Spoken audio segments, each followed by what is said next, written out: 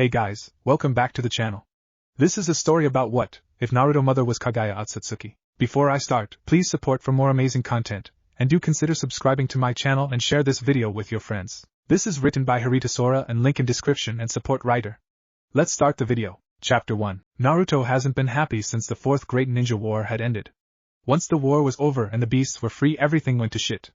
The nations had betrayed his trust. They sealed away the halves of the Bijou again, and bound him in chakra-resistant chains. The only Bijou he drew in fully was Kurama again, as he would not let that bastard Sasuke hold him. Apparently not anyone could hold any Bijou, and Sasuke was the only one who could hold Kurama. He also made sure to draw in the Bijou souls, so even if they had them inside they couldn't be controlled or used. The only ones there for him was Tsunade, Gaara and Shizen, as they didn't betray him. They made sure he didn't die of starvation from being caged in a dungeon. The only reason they locked him up was because they couldn't hold him down with seals due to the Bijou's overpowering it.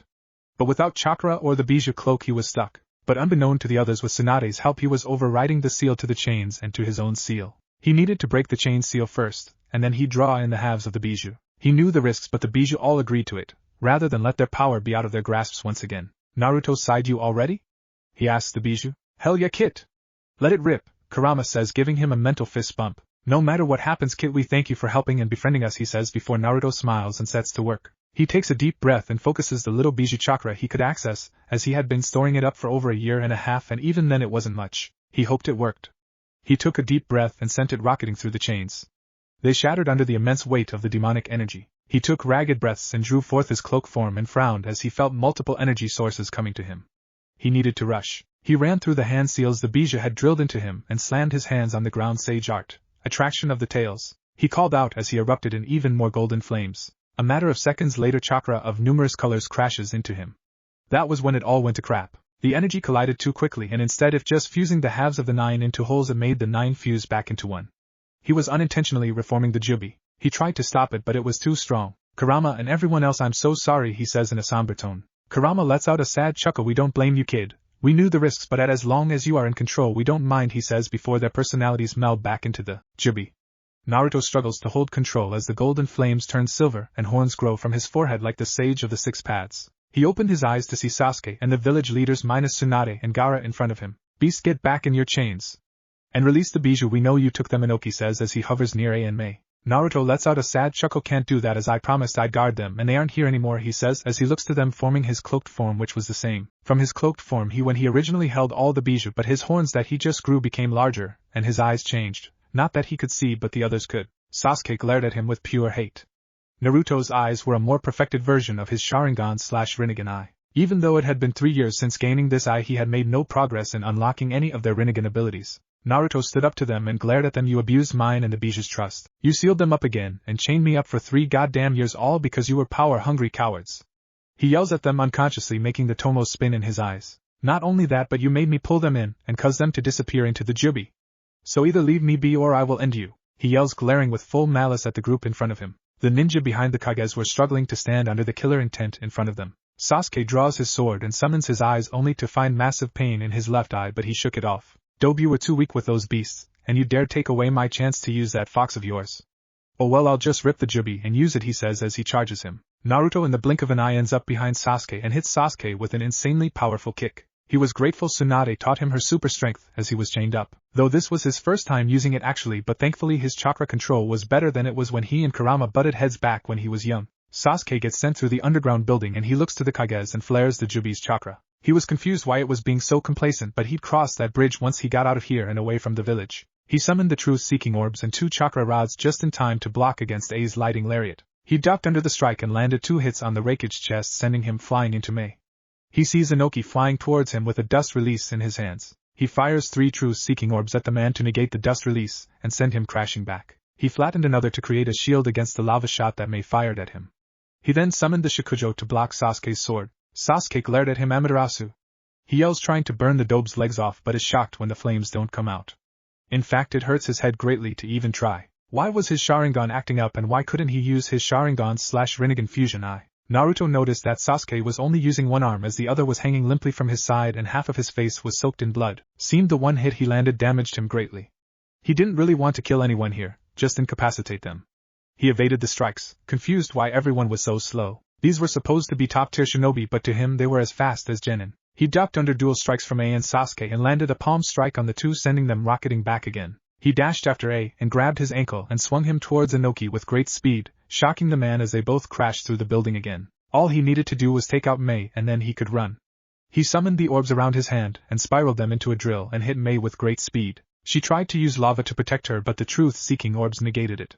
She fired out through wall and Naruto quickly left out the underground base. He had been trapped under the Leaf Village where the root headquarters used to be. He summoned clones to help find a way out, but after a couple minutes he grew tired and summoned a Raisin Shuriken and fired it at the ceiling in the large training area he found himself at. The ceiling exploded and revealed the sky above him, but before he could fly out he had to dodge a large arrow made of fire and purple energy. He looked over and frowned at Sasuke standing in his Tengu Susanoo with a bleeding holding up an unconscious Mei. Inoki was limping greatly. "Dobe, we won't let you escape. Those beasts are to be used as weapons." "That idiotic sage didn't know what he was doing," he said as he drew out two swords and dashed towards Naruto. Naruto noticed his Susanoo was faster, as he dodged the slashes and fired truth-seeking orbs at Sasuke. They seemed to weaken its armor as it was slowly getting slower. Naruto changed one orb into a familiar blade, the blade of Zabuza, Kubikura Bocho. He swung the blade down and severed an arm of the Susanoo. He jumped up and slashed at the forehead where Sasuke was and shattered it, and hit Sasuke fast and hard straight in the face, sending him crashing through the back of his Susanoo. A dashed at him again, but Naruto ducked underneath it, and hit his elbow, shattering his elbow and kicked him hard in the chest, crashing him into Inoki again. He sighed as Mei was still unconscious. This was his chance. He flew upwards and out of the underground base and looked out to see a new massive village. Turned out he wasn't under the Leaf Village, he was under a brand new village that seemed to have pieces of each village. Maybe he was under there for more than 3 years. With the progress they made in a joint village he didn't quite know. He lowered down on the building that had the fire symbol on it, and eased out of his cloaked form to find his horns still there. He didn't mind, but it would take some getting used to. Luckily it was the dead of night, so not many saw him. He sneaked his way in. He needed to find Tsunade. He sneaked around the building as he knew any ANBU that saw him wouldn't report it to Tsunade but to the others, as she was the only one besides Gaara and Shizen that tried to help him. He eventually found her behind her desk drinking sake. He chuckled mentally at her and lowered from his hiding spot. "Oba-chan," he says with a smile, making her jump and smile happily once she saw him. She hugged him tightly and cried silently, "Brat, don't scare me like that." "I'm glad you finally got out," she says, patting his cheek. He smiled as she passes him a scroll. He opens it and unseals the contents to see clothes and his necklace she had given him. She turns around for him to change. He now wore black cargo pants with an orange shirt and long-sleeve black jacket and black shinobi sandals. The necklace was proudly displayed on around his neck and his headband was around his waist, as his new set of horns kind of made it difficult to wear it on his forehead. Tsunade turned around and frowned once she saw his forehead and eyes. "Naruto, what happened?" she asks as she activates the privacy seals in her office. He sits down and starts explaining everything that happened, from him breaking out to the point where he got here. She nodded. "Well, that explains the eyes and horns," she says, confusing him. "What about my eyes?" he asks, looking for a mirror. She hands him a small one and nearly dropped it when he looked in it. Gone were his blue eyes, and now were 2 pure red orbs with concentric circles with 9 tomo in total. He had the Jubi's eyes, not Sasuke's version which was purple but the true Shinju eyes. "Wow, that is shocking," he says as he sits down. "Another thing, the Jubi isn't fighting for any kind of control. It seems almost calm in me," he says to her. She sighs and nods. "Yes, I can explain that, but I think you should go to your mindscape to see it first, as it will probably explain it a lot better," she says, pouring another glass of sake. He looks confused but sighs and nods. "Fine, but if I show any signs of losing control, hit me hard, okay?" he says, getting a nod from Tsunade. He sits down in a meditative stance and fades into his mindscape. Mindscape. He frowned as his mindscape had changed yet again. Now it was a massive clearing full of trees, but the most noticeable tree was the gigantic one he hadn't seen since the 4th shinobi was. This time it was fully bloomed and the moon reflected the Shinju eye on it. He walked around the clearing until he heard a tremendous boom behind him. He turned around to see a giant 10-tailed wolf looking down at him. "Ah, so you finally came to visit," it says with a grin. The weird part was that it wasn't a menacing grin, it seemed almost kind. He stepped back. "Jubi?" he asked, confused. Last he saw the Jubi was not a wolf. If anything, it was a weird human, slug thing, or in Kaguya's case a badger of some kind. The wolf huffs. "My name is Shinju, mind you, and I am the 10-tailed wolf," it says as it walks over to the massive blooming tree. "But I thought you were a weird human slug badger thing," he says as he cautiously follows. He then is confused more as he hears the Jubi, now named Shinju, laughing. "Oh boy, that was my incomplete form, what I take when others try to draw my power for impure reasons. It's been a long time since I've been united with my true soul again. Since I am back together, my true form is back, and boy does it feel good to have my fur again," he says as he waves his tails. "Wait, I'm really confused. Tsunade-bachan told me to talk to you as you'd explain everything," he says, making the wolf look at him with his red eyes. "It sighed, figured she'd shove the duty onto me." "Okay, listen up, kid, I really wanna explain this just once," he says, getting Naruto's attention. He sat down in front of the wolf and got ready to listen. The wolf nodded. Long ago my soul was in your mother. Now I'll explain how I know your mother in a bit, so don't interrupt, he says, stopping Naruto from speaking. He pouts but lets him continue. Now my soul had been with your mother for a long time, as she took her mortal aspect of Kushina Uzumaki so she could bring peace. But she eventually changed her mind when she met your father. Then Obito happened. He spat out the name like venom. When he attacked and released the fraction of me and killed your parents, she transferred my true soul into you as a last will. I worked to keep the Kyuubi Kurama at bay while you were little, and even helped you by giving you little bursts of strength at times, he says, looking up at the sky. But then that man Madara, he says with worse venom than when he mentioned Obito, he reformed me without my soul, making my power a soulless husk and full of uncontrolled raging power. Now yes, they took control over it, but in no way did they have full power over me. Then he tainted your mother when she resurrected and made it so she didn't even notice her own son, he says with pure hatred in his voice. Naruto was following it so far. Apparently his mother had attracted Shinju's soul and gave it to him, but the major part that he was confused at was when he mentioned Madara bringing her back. Wait, when did I fight my mother? He asks, seriously confused. The Shinju sighs, but not in annoyance, more upset or sad. Kid, before I tell you, just know this. Madara was the avatar for her to use to revive herself. His soul was so evil and dark it tainted her so badly that it broke her mind. Now if I was able to connect to her I could fix her, he says, getting a nod of acknowledgement from the boy. He takes a deep breath. You are the son of Minato Namikaze and Kaguya Otsutsuki, he says, dropping a bombshell on Naruto. He stands up quickly. What? How can that even be? My mother is Kushina Uzumaki. He yells in shock. Shinju sighs. Yes, you are, as Kushina was her mortal aspect that she took as she was trapped. She used it originally to try and reform me, but only got the nine-tailed part. She then met your father and fell in love and saw how he could bring peace without using the infinite Tsukuyumi. Your father knew who she truly was and still loved her. The only ones who knew of it was him and Tsunade, as Tsunade was her best friend, he explains, making Naruto rub his temples. So I am apparently the son of a goddess, and I fought against her and trapped her in a moon-like construct, he says, finishing it in a defeated and sad tone, trying to keep tears back. Shinju frowned. Kid, remember Madara had messed with her when she inadvertently used him to revive herself. If we can get back to where she is, I can break her out, and even fix her easily, he says, calming Naruto. Naruto nods and wipes the tears. Do you know how to get there? He asks. Shinju huffs. Of course. I am the great primordial Shinju, the god tree. Give me an hour or so and I can track her energy, and we can use your new eyes to warp there. But first I want my gift back from this vile world. I want my chakra back. Tsunade, Shizen and that Gaara boy can keep it, as they are kind and even helped you when others tried to imprison you. After all you did for them, it's disgusting how everyone repaid you, he says, glaring off into the distance. Naruto sighs. Maybe it's for the better. How do I do it? He asks as two of Shinju's tails tap his palms to reveal both sage markings, sun on right and crescent moon on left. Tap them with each marking and it'll protect them from the technique. Also the sun mark will still heal others greatly, and the moon mark will help create seals and even make warp points, he says as Naruto nods. Thanks, Shinju. Do you want me to release you after we save my mom? He asks. Shinju contemplates it for a moment but shakes his head. Nah. What kind of grandfather would I be if I didn't spend time with my grandson, he says, making Naruto crash down in shock. Grandpa, he says, shocked. Shinju chuckles. Yup, Kaguya is the daughter of myself and the Shinto goddess Amaterasu. I'll fill you in on all that later, he says as Naruto gets up. Well, that's a lot to take in the span of an hour or so, he says, making Shinju chuckle more. Just head back to Tsunade and mark her and the others, and I will help you with the hand signs to take back chakra, he says as Naruto nods and fades from the mindscape.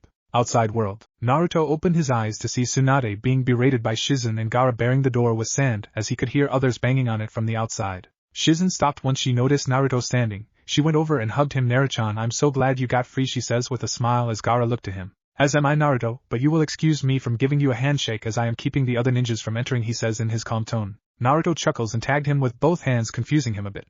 He then went and did the same to Tsunade and Shizen. Okay brat, what was that all for? Tsunade asks as she saw the marks on his hands. The Shinju apparently wants his chakra back but gave you three permission to keep it, as you all looked out for me and tried to protect me, he says as Tsunade nods. Did he explain everything, she says, looking him in the eyes with a serious look on her face. He nods yes, and how Madara corrupted mom, he says, getting a nod from her. Shizen looks confused as does Gaara. I'll explain once I'm done, he says, getting nods from them. Ready, Shinju? He asks, getting ready. Yeah kid, just go into the cloaked form and I will take control over your arms, he says as Naruto bursts into his silver cloaked form. Naruto's arms run through a series of hand signs and then he slams them down. Great sage art, uprooting of the gift. He yells out as the air colors to light blue, the color of chakra, as it all flows into Naruto. Just stay calm and I can handle the massive influx, he says as Naruto focuses on drawing it into him. He could hear outraged cries from all over as he drew in the last bit of chakra. He wished he could see the team's face when he realized he lost his precious eyes. Naruto turned to them and smiled. Gaara noticed the lack of attacks on the door, and just kept his sand up there and sat down as he no longer needed to focus as much on it. Naruto then got to explaining everything to them. Shizen was a bit skeptical, but Gaara believed his friend completely. He knew Naruto was not one to lie, and the fact he used the Sage Art outside of Sage Mode spoke to the truth behind it. Tsunade turned to Shizen. Naruto speaks the truth. Sadly, Kaguya was corrupted when she used Madara. But hopefully she will be able to be saved, she says, getting a nod from Naruto. Shinju is trying to find her energy signature or something, and I am to use my eyes with his help to go to her. But first I want to grab some stuff, he says as he summons 10 clones. He turned to them. Go and grab what I have planned. If anyone gives you trouble, just summon a Rasengan to scare them a bit, he says as they nod and dash off at high speeds. Naruto turns to them and smiles. Since no one has chakra except me and you three, I decided to grab some useful things. Most likely Shinju will influence a clone or two to grab some stuff he thinks I need as well, he says as they nod. An hour later the clones return holding a massive storage scroll. Good job guys, just in time, Shinju said. He locked onto Mom, he says as he dispels the clones and straps the scroll to his back. The clones got everything he wanted and a few things he didn't know the Shinju even knew where they were. He turned to the group. You guys stay safe until I return, he says, getting a smack in the back of the head by Tsunade. Brat, we are strong shinobi and everyone else has no chakra. We'll be fine, just go save Kaguya and cure her.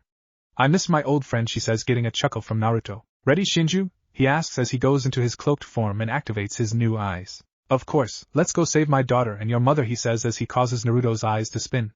Naruto focuses his chakra into his eyes. Kamui, he calls out, creating a tear in front of him. He leaps through multiple tears layered up on themselves.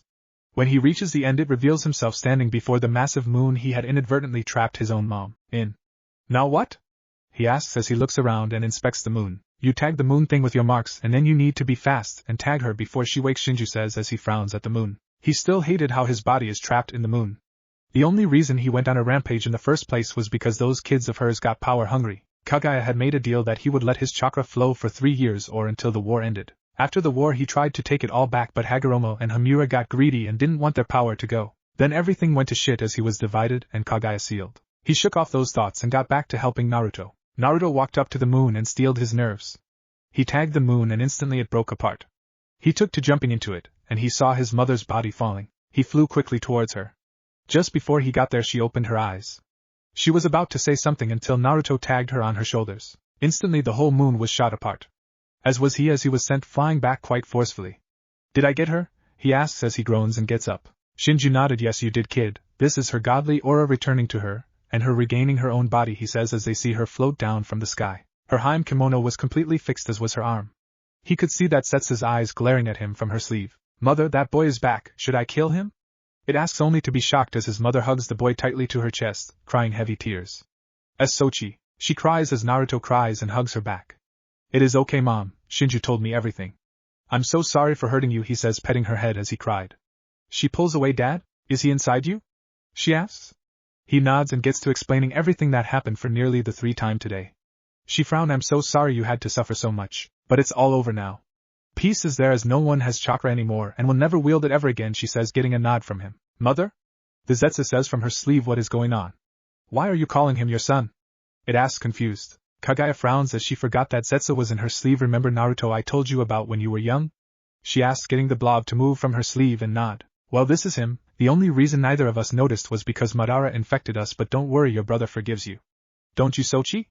She asks in a kind tone. Naruto nods. Sorry about everything. If I knew you were my brother in a sense I wouldn't have fought you too, but as she said, it's all better now, he says, holding out a fist. The Zetsu looks cautious but bumps fists back. Kaguya smiles and hugs her son again. I miss you so much, Sochi. Now let's get back and see Tsunade and maybe cause some mischief. I seem to have gotten that from my Kushina side, she says as she opens a tear as they walk through Tsunade's office. Once in the office, Shizen steps back in shock as Tsunade gets up to hug her friend. Gaara smiles softly, glad to see his best friend have his mother again. Moments later a flash of light fills the room and a woman with dark black hair is standing before them. She wore a blood-red kimono with a black obi. On her waist was 2 swords. On her was. The first one has a black sheath with a golden hexagonal guard and white clothed handle. The other had a very dark red, almost black sheath with a black clothed handle. Its guard reminded them of the Sharingan as it had 3 commas meeting together with their ends pointing outwards as a black ring connected the ends. Kaguya smiles at the woman as she hugs her close. Mom, she says, smiling as the woman smiles back. Oh Kaguya dear, I'm so glad you are back to being the darling girl I gave birth to, she says as Naruto stares in confusion until he hits his fist on his open palm as if to say he figured it out. Amaterasu, he says, proud to remember that bit of info. The woman turns to him and squeals as she hugs him, burying his face in her generous chest. So you are my grandchild that holds my husband and saved my daughter, she says, nearly suffocating him before Kaguya pulls her off. Mother, stop suffocating my child, she says, glaring at her. Amaterasu frowns. Fine. Yes, I am the Shinto goddess Amaterasu, goddess of the sun, creation and all that good stuff, but first I want to reward my adorable grandchild for saving my realm. She hears grumbling from Naruto's stomach, not his hunger. It sounded like a person. She sighs. Fine darling, our realm. The grumbling stops. She thinks for a second before donning a look as if to say. A light bulb went off in her head. She takes her swords out from her sash and hands them to him. Here, since the Shintos have made peace amongst themselves, I have no need for my swords anymore. Plus, since we are the leaders of heaven, peace has been in all pantheons, except for one. She says the last part in a quiet tone. Naruto looks at the blades. Are you sure? He asks as he holds them in his hands. Of course, says one. They will help you gain power over your new eyes abilities, and two, what kind of grandma would I be if I didn't spoil my grandchild, she says with a smile. Naruto smiles. Yesterday he had no one but Tsunade, Shizen and Gaara, but now he had a mother, a grandmother and a grandfather. He wipes away tears. Thanks Obachan, he says, getting another squeal from the goddess. Kaguya holds her back from glomping her son again. She collects herself and clears her throat. I might as well explain the blades. The one with the golden guard is named Yamato. That blade represents my sun aspect, as well as it should help boost your Rinnegan abilities, as it has some power over space from when it was blessed by another deity.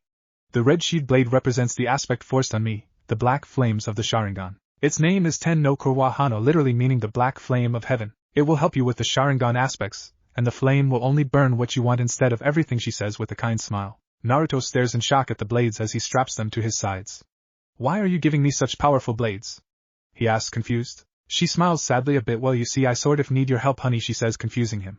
You see, there is only one pantheon that has been giving us all trouble. It is the Greco-Roman pantheon. For eons they have had overthrows of power, and that bastard Zeus has even tried to fight me and the others for the throne of heaven when the Shintos were voted to rule over unanimously, as we have had peace the longest with only the recent trouble, the only trouble we've seen in eons. Sure, there were ninja wars, but nothing involving my husband ever before, she explains to him. He sighs as he figures where this is going. You want me to go there and help them out with their trouble? He asks, getting a nervous nod from her. Naruto groans and sits down. Fine, but I want something to make sure no one will zap me for being there. And what about Mom? He asks, getting a warm smile from Amaterasu. Well, one, you are immortal from holding my husband in you, and considering you are 3/4 part god, plus my blessing will keep Zeus from zapping you, she explains. But your mom will be needed in heaven for some time, but she will visit, and Black Zetsu will stay with you to stay in contact with her, and since he isn't a god, he isn't really allowed there, she says, getting the blob to grumble but accept. Kaguya frowns. You want my son to go to the Greeks' realm, without the originator's permission, and help bring peace? You know how guarded they are against outsiders and beings from different pantheons, she says, making Amaterasu sigh and nod. Lady Chaos gave me permission to send 3 people over, Naruto, Zetsu and Shinju.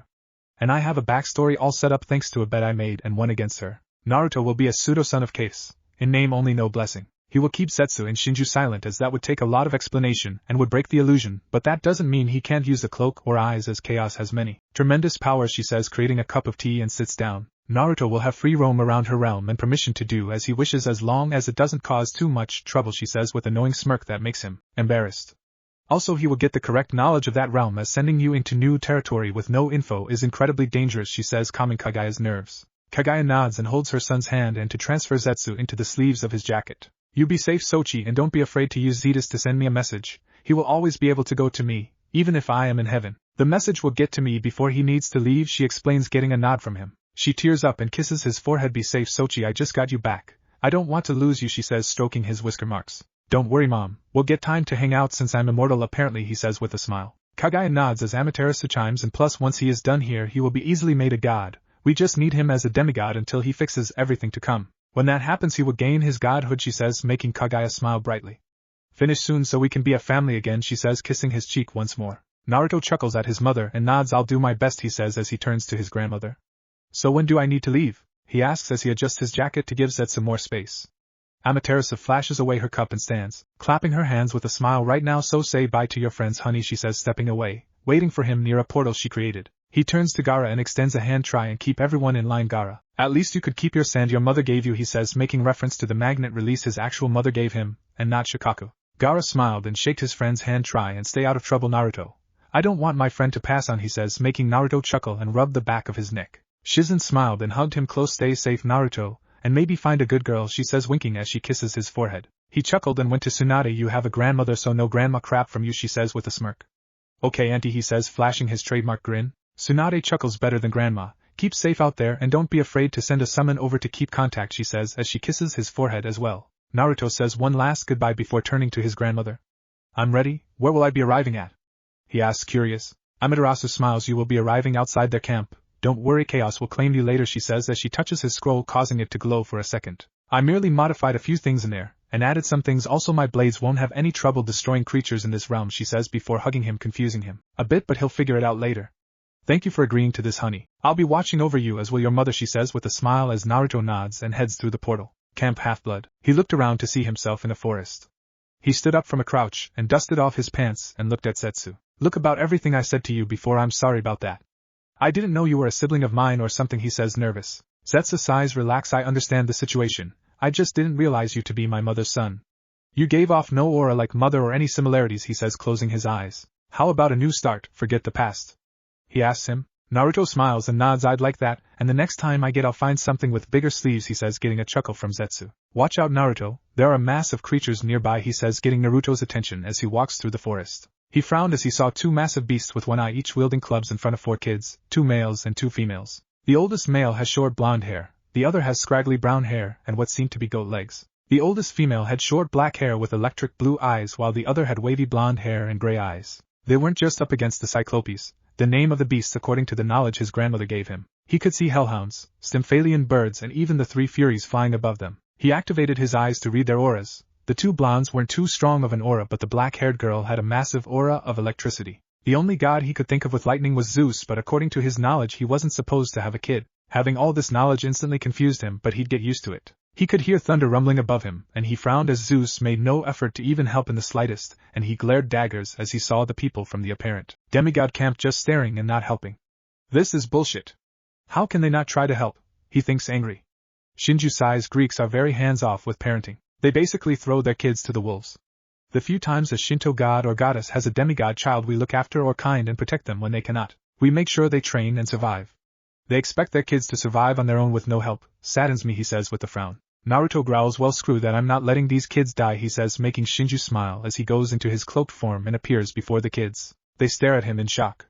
He looks at them. Relax, kids. Just get to camp, I can take care of these nuisances, he says, forming his truth-seeking orbs and creating the Shikujo. The beast stepped back from feeling the power in front of him. Will my truth-seeking orbs be able to kill the monsters? He asks Shinju. He shrugs his shoulders. Might as well as try. If not, use those blades my wife gave you, he says, getting a nod from Naruto. He dashes with great speed and swings the Shikujo at a hellhound, sending it crashing into 3 others, killing them from the immense impact. He turns to the Furies above him. They were in range, so he fired the orbs at them, killing 2, and the 3rd fell from the sky. He dodged swings from the Cyclopes and lunges from the other hounds. He kicks one hard in the face into the Cyclopes, killing the hound and toppling over the huge monster. He sent more orbs out, killing the metal birds that flew around him. He held up a hand to catch a club strike and shattered it in his hands. Amaterasu, he calls out in his head, making one burst into black flames, and them golden dust as the flame died down. He panted as he wasn't used to using his new eyes.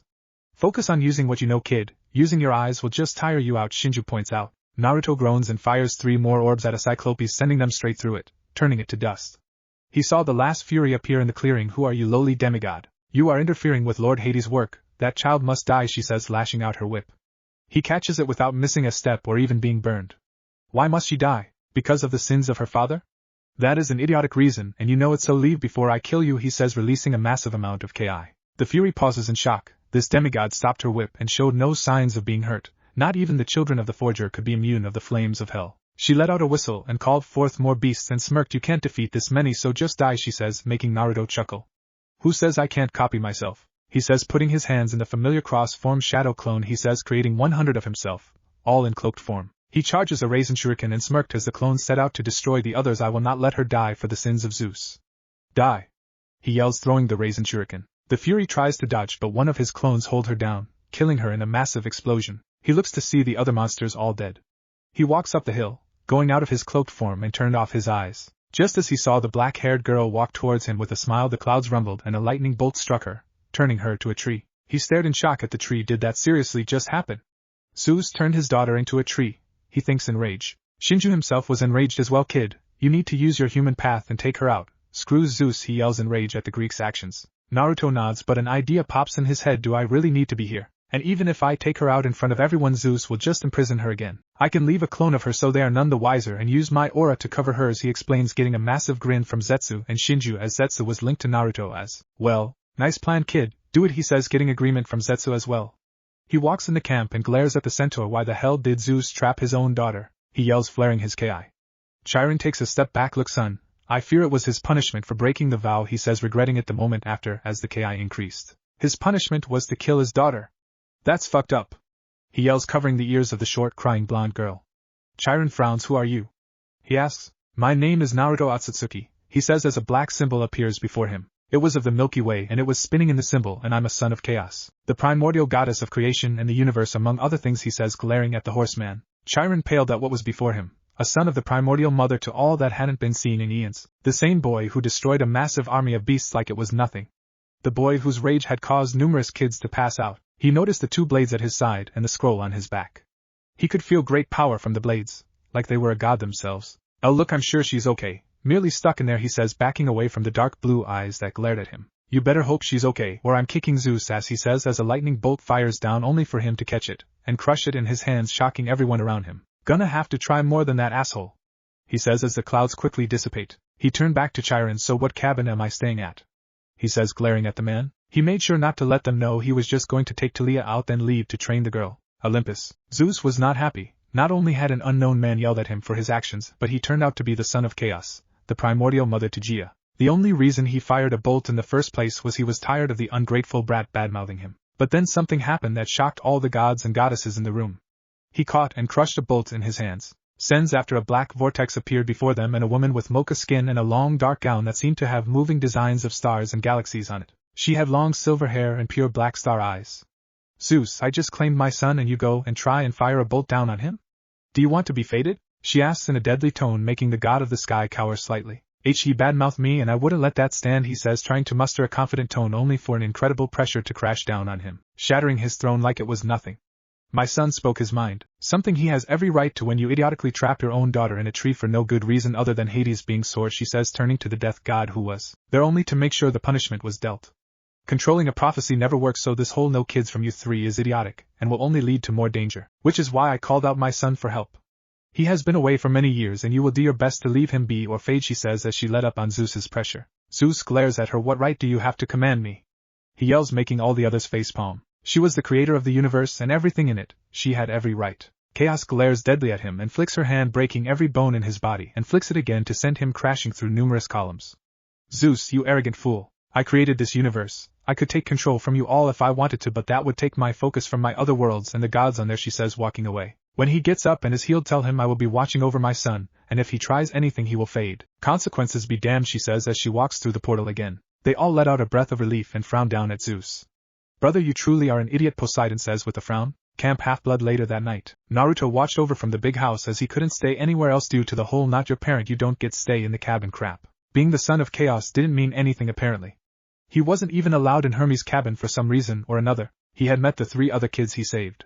The blonde male was Luke, son of Hermes. He could feel a lot of negative emotions rolling off him, but seeing your friend be trapped in a tree would do that to you. The other male was Grover the Satyr, the watcher over them all. He had succeeded in his job but still felt terrible for what happened to Talia, the apparent name of the child of Zeus. Then there was the daughter of Athena, Annabeth. She was a very curious girl as he was asked a million questions about his powers and horns. He only answered that he got them from his mother, nothing more. She was upset at the loss of her friend, but Naruto assured them Talia was okay. When they asked how he knew, he told them he was a sage and could feel her life force in the tree. Satyrs and nymphs nearly jumped him, but he gave them a look saying not the time. He sighed as he leaned over the railing. Curfew had been in effect an hour ago, but no harpies bothered him as his Ki made a few lay eggs in fear, or self-preservation. He didn't quite know. He left the house using his ninja skills and a clone stand, and so no one knew he was here. Perfect time to take her out. I can help you using the human path and safely extract her, body and all, but we will have to create a blood clone using her energy as a battery for it shortly after, or the asshole king would notice, he says as Naruto sneaks his way to the tree. Just because no one was out of their cabins didn't mean people wouldn't be looking from there. He arrived at the tree and activated his Shinju eyes. He could feel Shinju making them spin as he created an empty blood clone and laid a hand on the tree. Human path, he said mentally as he pulled the unconscious girl from the tree. He placed a hand on the clone and the girl and used himself as pathway for her energy to flow through, transforming the clone into another version of herself that would dispel sometime after being released. He eased the clone in the tree and picked up Talia. She was in a deep sleep. He needed to get her away from camp so she could explain everything. Hopefully he could be of help to the girl. Miles away from the camp, Naruto built a fire and set her down. As she was out cold, he decided it was time to look at what the clones grabbed. Grandma said that she modified them a bit. He was curious about that. He unsealed the massive scroll he had been carrying and saw scrolls of numerous affinities and even some of secondary and tertiary elements. Having all the nations together made gathering them so much easier. And since he bore the Shinju's eyes, he could use literally every element as the Shinju bore all chakra. Then he smiled at the next scroll in line.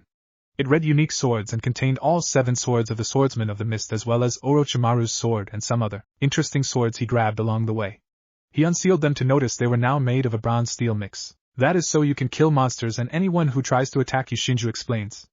I'll have to thank Grandma next time I see her, he thinks with a smile. He unsealed some clothes and chose to change his attire. Setsu spilled out and sat next to the scroll. He kept the cargo pants and sandals, but he chose a sleeveless orange muscle shirt and a long baggy sleeved kimono top that was black and closed it with an orange obi. The sleeves were baggy but didn't get in his way. Setsu smiled and went back into his sleeve. Thank you, much better, he says before closing his eyes. Naruto smiles and seals back up the clothes. He also found scrolls on the Sharingan and Rinnegan abilities as well as Kenjutsu stances. Those were bound to be very useful. He also noticed a wolf summoning contract as well as numerous other animals. Shinju must have done that. I did. With my eyes you can bear multiple contracts, and since those damn toads abandoned you since Konoha betrayed you and they couldn't fight against the village with you, I thought you should have a new contract so you can continue to channel nature chakra, as you can only do that with a summoning contract for it to flow through, he explains, bringing up a sore point for him. He sighed and would sign them later.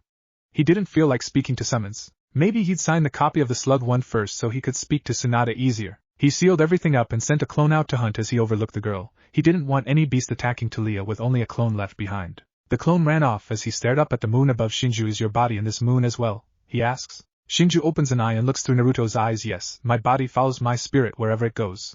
Eventually I will leave your body once you become a god. Then I will remove my body from the moon, he explains.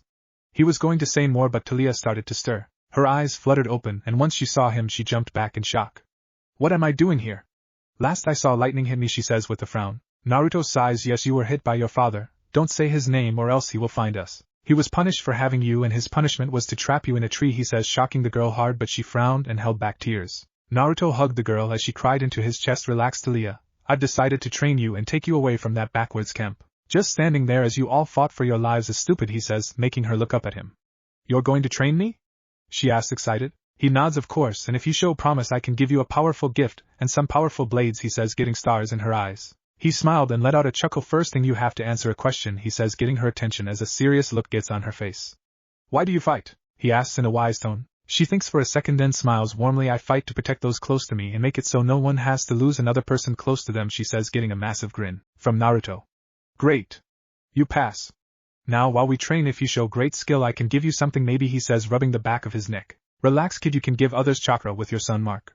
As long as they have pure hearts and minds like this girl it'll be fine, Shinju says, easing his worry. He turns to see his clone returning with rabbits as it starts to cook the food. After dinner we can start. I won't be an easy teacher but I won't be brutal. I will push you to your max skill and make you exceed it, he says in a calm tone. Talia nods. I understand.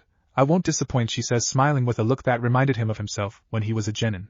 He was definitely looking forward to this. Chapter end. Chapter 2. Naruto set his clone to work and unsealed some smaller clothes for the punk-dressed girl. She was annoyed at his lack of leather but she got over it quickly as she found some clothes she called badass. She decided on a black trench coat with tight black jeans and a sleeveless gray shirt. He sealed her old clothes away as no use just leaving them behind. Who are you, by the way? You never told me your name, as I was zapped into a tree before the greeting to the camp, she said with a frown, as she had been curious about it since he never introduced himself. He chuckled as he rubbed the back of his neck sheepishly, a bit embarrassed that he hadn't introduced himself yet. My name is Naruto Otsutsuki. Sorry about not introducing myself sooner. Things were a bit hectic, he said, flashing her his foxy grin as he chuckled. Weird name. Who's your godly parent? She asked with a frown, incredibly curious, as the blonde had abilities she had never seen with those weird orbs and cloning ability. Naruto frowned as he stroked his chin, thinking over if he should tell her his true heritage, consider he would be training her for the foreseeable future, and wanted the girl to trust him.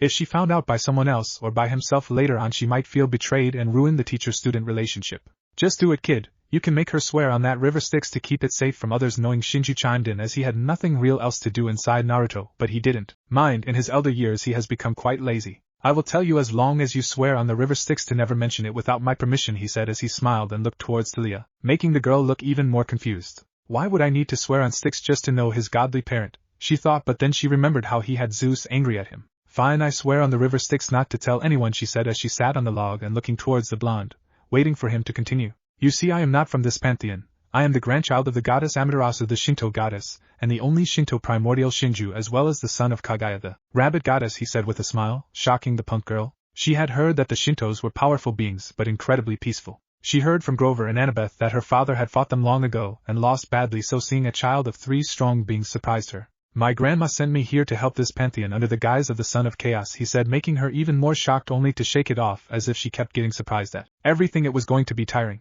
So when does training start? She asked, moving on from the surprise and already excited to be trained by someone so strong. Most likely in the morning, as you have been through a lot today, he said as the clone finished up cooking the rabbits. Now eat up, Talia. You need the energy, he added as he unsealed the summon scrolls again. He knew he needed a contract to use Sage Mode, and he was going to think about it, but he needed to ability to sense energy better than he already did. He looked them over to see wolves, slugs, hawks and foxes. Those were the only ones that actually got his interest. He grabbed the slug one and signed that one first, since he knew most about the slugs and it would allow him to contact Tsunade. As Talia ate, he summoned a divided part of Katsuya. The small white and blue slug looked at him with what he swore was a smile on her face. Naruto, Tsunade-sama told us all what happened. The other summons are deeply disappointed in the toads and the villages. I am glad Tsunade-sama can still summon us. On behalf of the slugs, we accept you are our summoner, and since we are the first you have signed, nature chakra will channel the US. It is the same way as the toads, except your markings will change, she explained, as most likely Tsunade had already filled her in, as her calm, caring tone made him smile. Thank you, Lady Katsuya. I will bear being your sage with honor, he said with a smile, making the slug giggle before dispelling. Katsuya had always been such a kind and caring summon, something he noticed from the few times he saw her, and he knew she could be devastating. He figured he'd sign the other contracts later, as he needed to see how long it took to obtain Sage Mode in this new world. He couldn't help but chuckle as he saw Talia gaping in shock from him summoning a creature that could talk. I'll explain it to you later, as right now I need to do something important, he said as he sat in his meditative stance. The second he started, he felt something that upset him. Nature energy was very low and difficult to draw. He remembered that this realm had expanded in a larger scale than his old world had, so drawing nature energy would be more difficult. As he felt him enter Sage Mode, he stood up and walked over to the lake that was nearby to them. I'll explain everything, just give me a second, he said as he looked at himself on the reflection of the lake. He now had 2 light blue markings going from under his eyes down to his jawline. They were roughly an inch thick and wavy like the markings on Katsuya. He also had blue pigmentation on his eyelids like when back with the toads. He noticed his eyes were very different. They had pale blue, very large pupils with a thin yellow iris around the pupils. Must be what slug eyes look like, he thought to himself as he turned back to Talia and smiled and sat down. So what's your first question? He asked, staying in Sage Mode so he could continue to be able to sense. How did you bring that slug here and then make it disappear?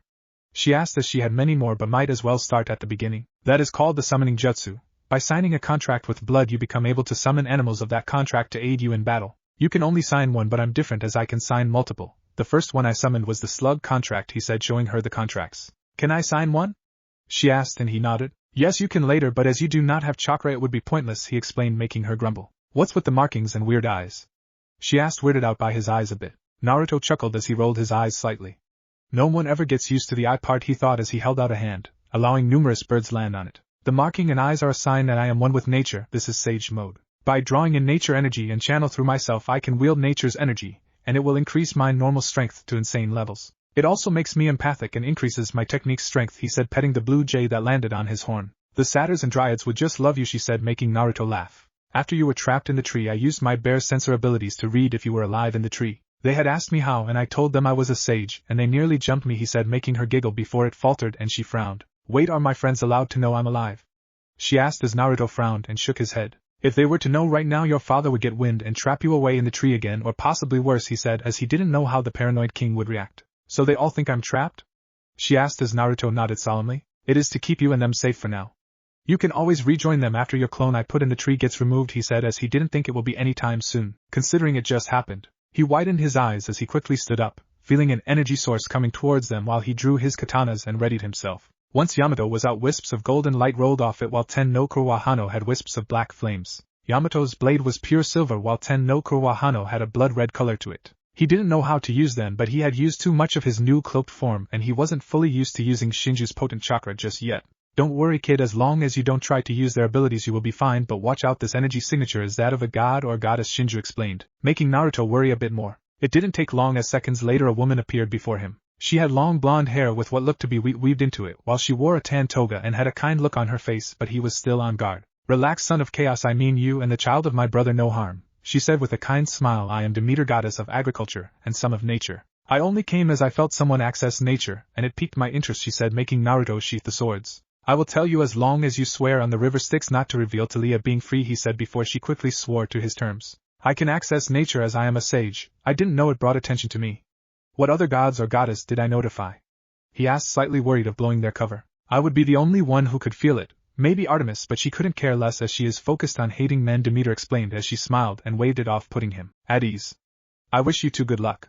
I personally voted against turning Talia into a tree, but I was outvoted as only Poseidon, Hermes and Athena voted against it, she said with a frown. Thank you for trying, but do not worry, I will keep her safe, he said in a serious tone as he slightly bowed his head to her. Demeter smiled, thankful for his respect, before she snapped her fingers. I gave you both permission to grow crops at any time, as you can't survive on hunting alone, and I can tell you have the power to grow things, she said with a smirk before she flashed away. Talia let out a breath of relief as she was happy the goddess wouldn't say anything to her father before Naruto went to the scroll and unsealed bedding for the both of them. Get some sleep, Talia, you will need it for tomorrow. I will go to bed in a while as I need to do some well-needed tasks, he explained, getting a yawn from the girl as she took off her trench coat and laid down for bed. Once she was out, he unsealed the elemental scrolls. He would work on his eyes later, but first he wanted to expand his arsenal. He had been a one-trick pony for too long, and he needed more skills.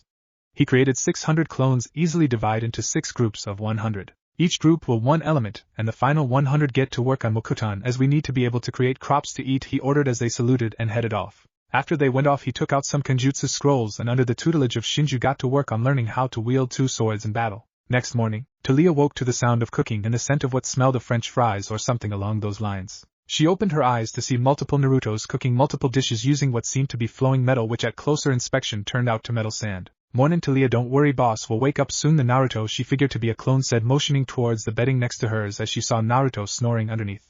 You can control the elements as well? She asked with a confused frown as her hand was hid away before she could steal any food. Yeah. Fire, water, earth, wind and lightning, as well other mixtures as you can see behind us, he said, pointing to the clones that were drawing up crops and trees like they were nothing. Wow, you are powerful, she said, clearly impressed. Only recently, I used to be dead last in my class and was until I finally got serious with training, he said with a shrug of his shoulders. Why must grandma shine so brightly?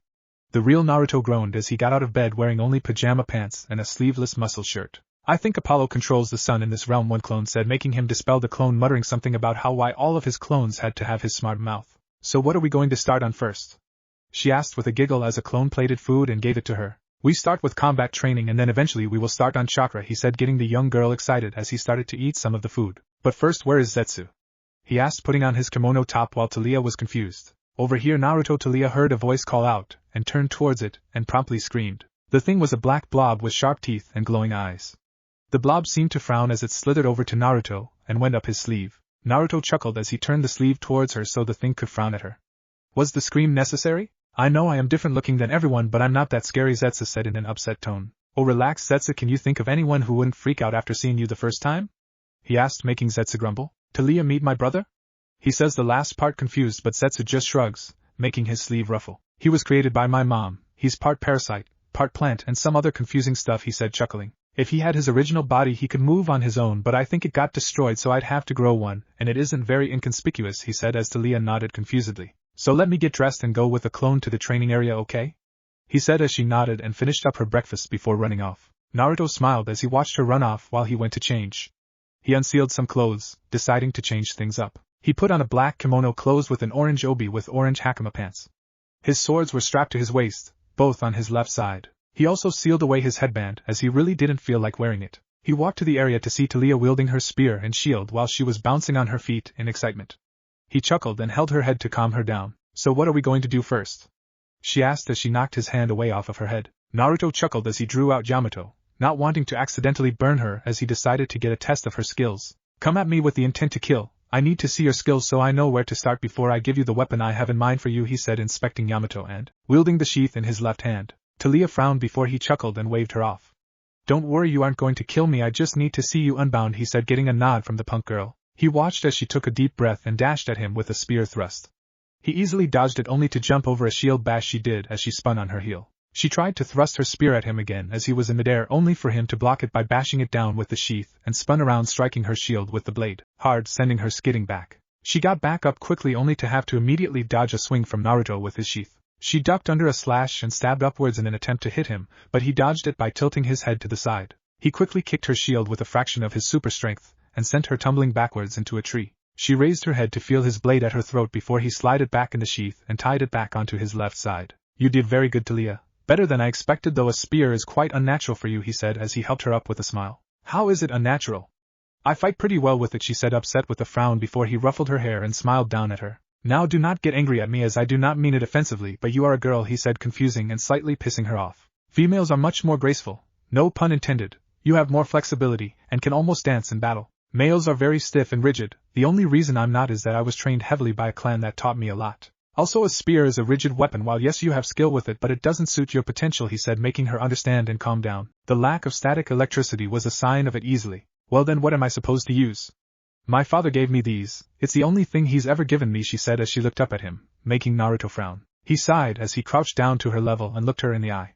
Talia, while yes, your father gave you these, but isn't this a replica of Aegis, Athena's shield? And the spear a replica of the spear Hera gave to her daughter long ago? He asked, making Talia notice and frown. He basically gave me these copies, nothing really original? She asked, confused as he nodded. Your father is a lazy man. I'm sorry, but it's true. I have no respect for the man who turned his own daughter into a tree.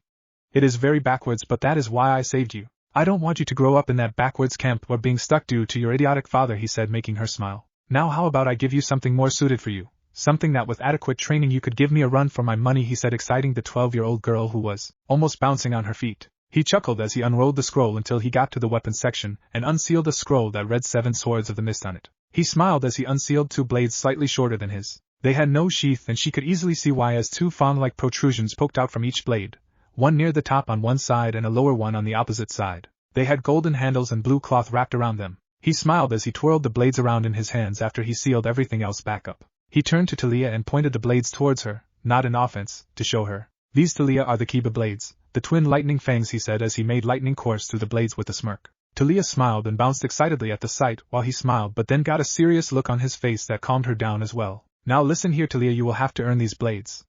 I am letting you use these. If I feel you are misusing them, I will take them back, he said, making the girl frown but nod reluctantly. All she could think about was becoming stronger and more power, and just as she finished that thought, Naruto bopped her on the head. Get those power-hungry thoughts out of your head, Talia, he said, making the girl grumble, upset that she let her fatal flaw flare up. Don't worry, I'll beat that fatal flaw out of you over the course of time, he said with a chuckle, making Talia smile until she noticed something. Wait, if you are from a different pantheon, how do you know so much about the gods and the hero stuff? She asked, confused as it was a bit odd. I finally noticed that. Well, when my grandmother sent me over, she gave me full knowledge on this realm and its history. She felt sending me in here blind would be idiotic, he said as Talia accepted the answer before he handed her the blades. Now you should be able to send your natural lightning through it, but it won't make the swords sharper, just more like lightning. When I give you chakra, we can work with sending it through the blades, he explained, exciting the girl once more. Now I am assigning a clone to you to help teach you the stances with that blade. Follow them and only move on once you believe you have gotten it memorized. Do not rush, since we have more than enough time, as this is only the first day of training, he said, getting a serious look from the girl. What about you? What are you going to do? She asked, curious as he smiled. Well, I am going to practice my jutsus that I've been learning currently, and I don't want to harm you if I accidentally do it wrong, he explained as she nodded while she headed off with a clone. Do you think it is wise to give her power, Naruto? As you stated, her fatal flaw from what I can see is her thirst for power, Zetsu said with a frown as Naruto sighed. I know, but I believe I can teach her what Haku taught me long ago, that you truly become most powerful when you protect your precious ones. I believe in her and trust her. She can overcome that flaw, he said as he walked off into the forest. Well, I am going to keep watch. Best not to leave her with a clone, Zetsu said as he slithers out and back towards Talia while Naruto shrugged his shoulders. Okay, be good and don't scare her, he yelled out with a chuckle, making Zetsu grumble. As he got to the clearing, he opened up the jutsu scrolls the clones had unsealed for him. He created the same number as last time, but this time he added another 100. Same as last night, but I want 100 of you to work on chakra control. We need to keep our control over it, since having Shinju inside us, our reserves are growing more and more, so he explained, getting nods from all as they went off to work. Once you get your control a tad bit better, we can work on the eyes of mine, Shinju said, getting a nod from Naruto. Also, as a review from last night, I found you aren't suitable for wielding 2 katanas at a time. You are better at using one at a time with a sheath or a chakra rod as a guard. Wielding 2 will not benefit you, he explained, while Naruto had to agree as he knew he wasn't nearly as flexible. Sure, he could do the stances and everything, but when he actually fought with them last night it felt weird and he wasn't nearly as natural at it as he expected Talia to be. We will be going through the stances again, and you will fight me again, Shinju explained as he made Naruto create a shadow clone for him to possess. The clone's hair becomes long and dark gray, its eyes turned into the Shinju eyes he used in his cloaked form, and the fingernails elongated into claws. Toss me Yamato, as today you will practice with 10 no Kurowa Hano, Shinju said as he stretched his limbs while Naruto unstrapped Yamato, and tossed it only for him to easily catch it and draw it, making the light wisps turn silver. Naruto frowned as he drew Tenno, an abbreviation of Ten no Kurwahano, as that is a lot to type every time I refer to it, and held the sheath in his left hand in a reverse grip. Shinju instructed him for an hour or so until he decided it was time to test him again. Naruto's goal was to land a cut on the clone, but considering the clone had absolute vision and instincts greater than his, so it mostly would focus on guarding. Now today I will be only guarding, as you need offensive trained as opposed to defensive training, Shinju explained as he held Yamato in his right hand with the sheath tied to his waist while Naruto nodded and burst off, striking with the sheath. Shinju easily blocked in and flicked the blade away as Naruto tried to slice at his abdomen, as Naruto smirked and tossed the sheath up, momentarily distracting Shinju as he tried to slice him across the chest. Shinju went to block only to smirk as mid-slice, right before Naruto's blade met Yamato, Naruto dropped the blade and caught it in his left hand in a reverse grip and slashed lower than his guard was. He quickly evaded, but he noticed the cut on the clone's hakama pants. And I got the idea from Katekyo Hitman Reborn, Yamamoto's fifth offensive stance of Shigeru Sonryu. Named Sammy Dare or Early Summer Rain. P.S. I do not own Katekyo Hitman Reborn either. Very ingenious tactic, but avoid using it when you are using the sheath, as you don't want to have to throw it up every time, he said with a smile as Naruto caught the sheath. Sorry, I just wanted to try something, but it worked somewhat. Caught you off guard, didn't it? He asked with a smirk as he dashed towards him. Shinju blocks every strike easily but found that Naruto was progressing nicely before they decided to stop once Talia's clone dispelled. Shinju went back inside the seal and tossed him Yamato, which he strapped to his left side again as he put Tenno on the same side. Since he was only using one blade at a time, he wasn't sure why he should keep them on separate sides. He smiled as he walked over to see an exhausted Talia who was smiling brightly at him. How'd I do? She asked, a bit nervous about how she did. Tell the girl she did great for a beginner. She is showing a tremendous amount of skill and talent, Shinju said, impressed at her level. Naruto smiled and relayed the message, making the girl cheer in joy as she almost fell but was caught by him, while he chuckled. Let's go get some lunch, and we can continue more after. This time I will be with you myself, watching, as my clones are bound to dispel their progress at the jutsus and most likely give me feedback, he said as she nodded while he helped her get back to their campsite. The clones once again cooked for them as they decided to talk about themselves. He wanted to give her the Kakashi treatment of questions since she was going to be his student. So tell me, Talia, what are some of your likes and dislikes? Dreams for the future and what not? He said with a kind smile. Talia frowned a bit as she didn't want to bring up her past but decided to do it since he revealed his true heritage to her. Well, I like Green Day in the color black as well as my brother, she said with a frown before continuing. I don't like people who judge before meeting people who think they are better than everyone else, and heights, she said the last part shyly. My dream is to train hard so I can eventually show my dad how much of an asshole he is, she finished up, and Naruto laughed with a proud nod. Very well put. Well, I like ramen, orange, my mother and family and a few friends back home. I dislike the team, the villagers, and also when people judge people before meeting them. As for a dream, it's more or less helping things here so I can relax, he said as the food arrived. After lunch, Naruto smiled as he sat under a tree with Setsu, who had returned during lunch without him noticing, while they watched as Talia went through the stances of the style that went best with the Kiba blades. She was doing great and seemed to have the flow of it, only messing up a few times but caught on quickly and fixed it. She wasn't a master by any means, but she had a great understanding of the basics, and he could see her becoming strong with those blades. He could feel the influx of memories from the clone's training. He was making good progress with the elements, though wind was still easiest. His control was going great, and he was getting to a point where he could use Tsunade's strength easier. Soon he'd have to start working on the Sharingan and Rinnegan abilities and tapping into his sword's abilities as well. He smiled as Talia finished with a nervous look on her face. You are doing great, Talia. You'll become a great warrior quickly, he said, making her smile and jump in excitement. She may be serious and focused at times, but I keep forgetting she is a 12-year-old girl, he thought to himself with a smirk, as she was a sweet little girl. So when do you think she can receive chakra? He asked Shinju as he wanted his permission before gifting it to anybody, seeing that it was his gift. Give her a week or two, maybe a month. I want to try and dial down that fatal flaw of hers before giving her chakra, Shinju said, getting a nod of agreement from Naruto. So how goes your training with the clones? She asked as he had filled her in on the clone's memory relay while they were eating. Good, but my head is starting to hurt now, he said with a chuckle as he rubbed his head. Well, that just means your training is working, she said before they both heard a massive beast roar and Naruto jumped to his feet and releasing Zetsu. Stay with Talia.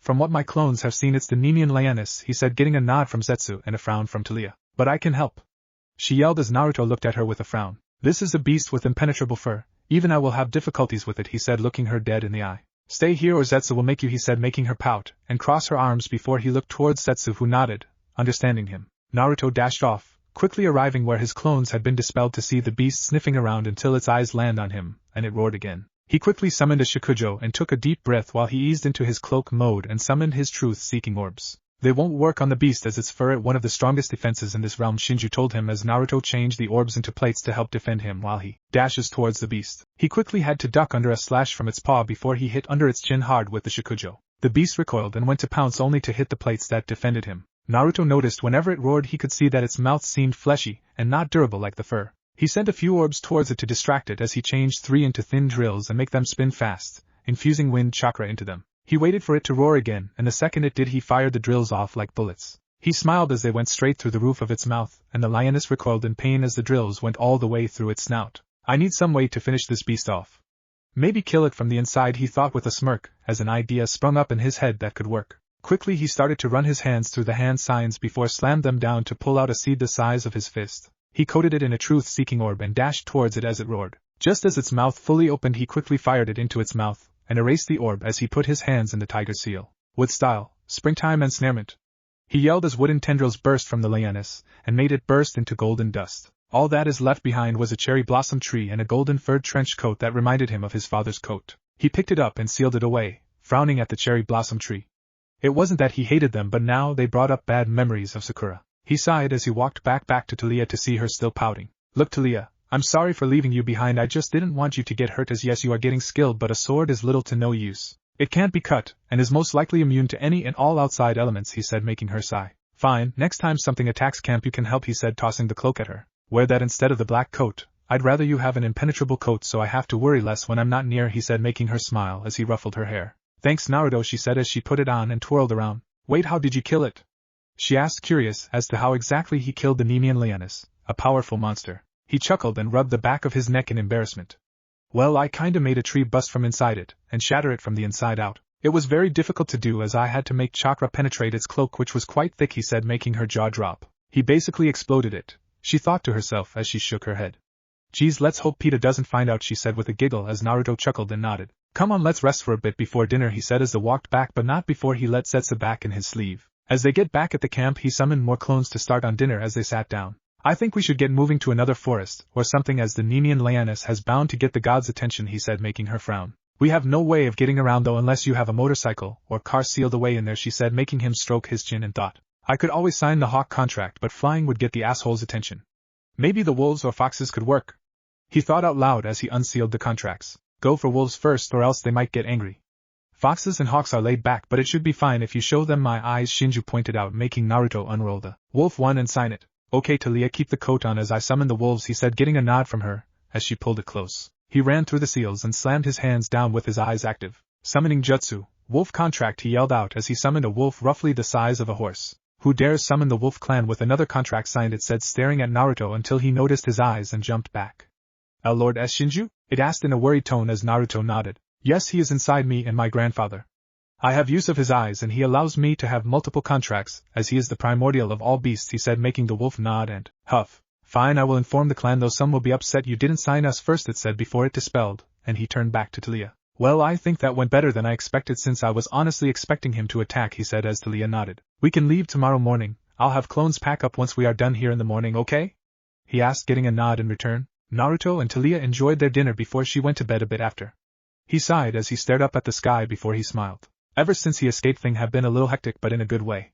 Better than being locked up and be in a place that everyone except for a very select few hated him. He just hoped he could keep Talia safe. She didn't deserve this crap just because of who her father was. Then he thought back to what Demeter said. Only Poseidon, Athena and Hermes voted to save her besides Demeter. I'll have to be careful when traveling or else we might run across others who didn't vote to save her, and they would most likely report it to the asshole, and I really don't want to get into a fight with that man, he thought with a frown as he looked down to Talia. He felt a weird feeling like he needed to make sure she was happy at all costs. That's a parental instinct, and it's sweet of you.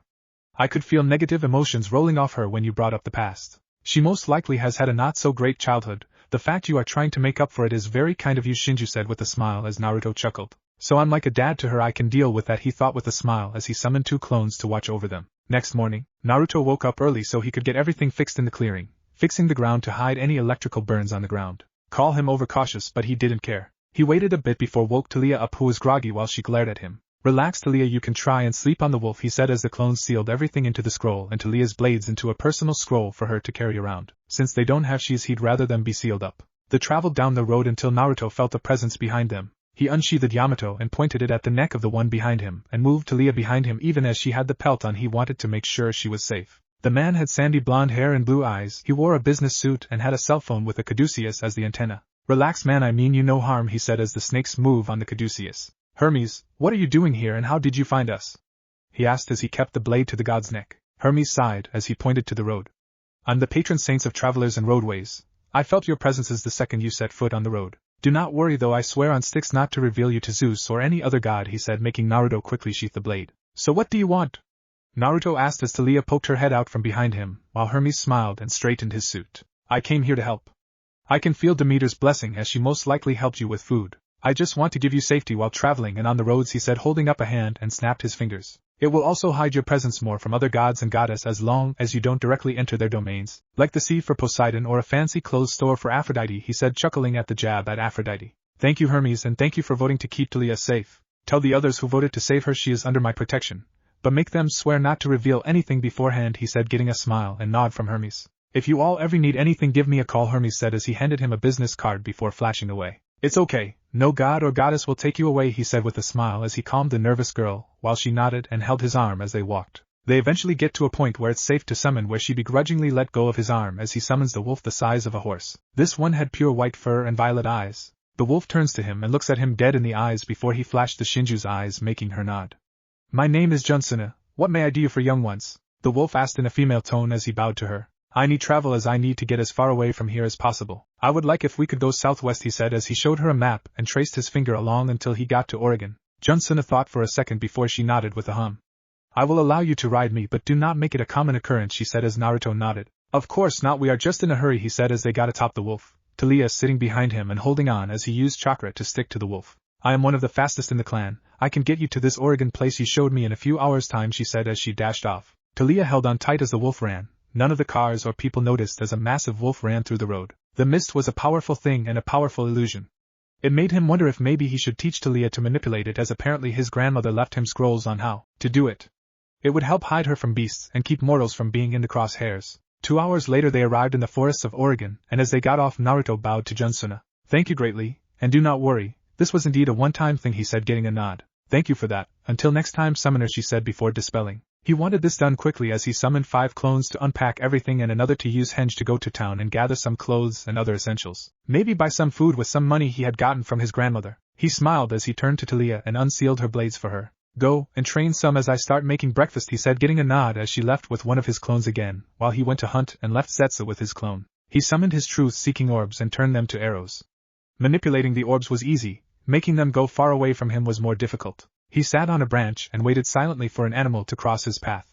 It didn't take long as just as a deer arrived he fired the arrow into the heart of the deer just as a silver arrow hit it seconds later. He dashed to his kill and took out the silver arrow, keeping the orb-turned arrow inside. He frowned as he saw 3 girls in similar gear, silver and green hunting outfits. Hunters of Artemis, he groaned mentally. Why did he have to run into the man-haters, he thought as they drew their bows. Get away from our kill, male one said. She had olive-colored skin and pitch-black hair with ocean-colored eyes. Her outfit was different from the others as she had a silver circlet on her head. I hit the target first, meaning the kill is mine, he said, pointing to the arrow he had inside. There is no way you shot it first, one girl said, glaring at him as he sighed. Well, too bad, it is my kill, he said as he drew the arrow out and turned it back into an orb, confusing the group greatly. My name is Naruto Otsutsuki, son of Chaos. This is my kill. I used my arrow to kill it, he said, already annoyed at these girls' attitudes as the two drew their knives until the main girl stopped them. As much as I would love to castrate a male, sadly he is right, she said before getting a smirk, but I have a feeling he will give it to us, she said as Naruto raised an eyebrow in confusion. And why would that be? He asked before dodging a volley of arrows, catching them all in his hands. Because I am here, foolish boy, he heard a female voice call out before he turned to see Artemis with her bow drawn. Really, you are going to fight me over a stupid kill of a deer? This is ridiculous, he said as he groaned and tossed the caught arrows down on the ground. Artemis glared at him already feeling her trying to turn him into an animal to no effect, which seemed to piss her off. Yes, as my lieutenant was on the trail of the beast first, and you stole the kill, she said, drawing back the arrow and taking sight. Oh, for Kami's sake, just fucking take it. Too much trouble to go against the annoying man-hater squad, he said as he walked away. You dare speak of to me like that, you dirty male? She yelled, firing the arrow at the speed of a bullet only for him to catch the arrow easily without even looking. Leave me alone or you will regret it, he said as he broke the arrow and summoned the Shinju's eyes. Artemis glared and dashes for him only for him to block her strikes with Yamato, and used the same technique he created in his spar against Shinju that he named it Hidden Vine. Artemis never saw it coming as she was shot backwards, crashing through multiple trees, as even though he hit her with the back of the blade she did at most she have a few broken bones. He sighed as he turned to the others as they stared in shock. Just leave, this is getting too annoying, he said in a bored tone as he kept Yamato out in case Artemis got up, which was a good choice as seconds later he dodged Artemis as she appeared behind him. Naruto weaved around her and hit her with the hilt of the sword on the back on the neck, knocking her out again, while he tossed her to the lieutenant. Apparently, just leave me be, he said as he disappeared in a burst of speed. The second he got back to camp he was immediately cursing his luck. He was supposed to be hiding from the gods and goddess, and he kept running into them. He would need to keep strength and clones nearby to protect him and Talia, since he would be damned if Artemis reported back to the asshole. He arrived back as Talia smiled at him. So how'd hunting go?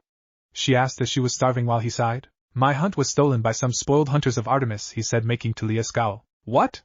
And you just let them steal the food? She yelled as he holds up a hand to silence her. It was 3 hunters, including the lieutenant, and then Artemis appeared and I knocked her out. Though she was enraged, if she was more in control she would be a difficult opponent, he explained, making her huff in annoyance. Then what are we going to eat? She asked as he unsealed some food as Zetsu crawled back to him. Luckily we have leftovers that I can heat up, he said as he set a clone to do it before he pulled out a tag and started writing down a seal with the help of the crescent moon mark on his palm. What are you doing? Talia asked as she peeked over his shoulder, while he smirked at her. It's a seal that will hide your appearance just in case the hunters roll up on us, he said as he rolled up her sleeve and places it on her arm before rolling the sleeve down. He channeled chakra into the sleeve and her appearance instantly changed. Her black hair turned red and her blue eyes turned violet as he modeled it after his mother's mortal aspect. There, it should help keep you hidden if they spy on us, he said, getting a nod from her before they started to eat breakfast. After breakfast they cleaned up and he was going to train her some more until a barrage of arrows surrounded them. Talia drew her blades but didn't charge them as she felt it would give her away before they both frowned as they both knew those arrows as seconds later a pissed off looking Artemis walked out of the forest. Ah crap, he said with a groan and a flurry of mental curses. Safe to say he didn't quite have his godly luck while in this realm. So this is what Tsunade felt like, he thought with a groan as things went from bad to worse. Chapter end. Chapter 3. Naruto moved Talia behind him and slid Zetsu in her coat sleeve. Zetsu knew what to do if needed, but he knew Naruto would have it under control. Naruto turned to the goddess and activated his eyes. Really that much of a sore loser that you come and attack me?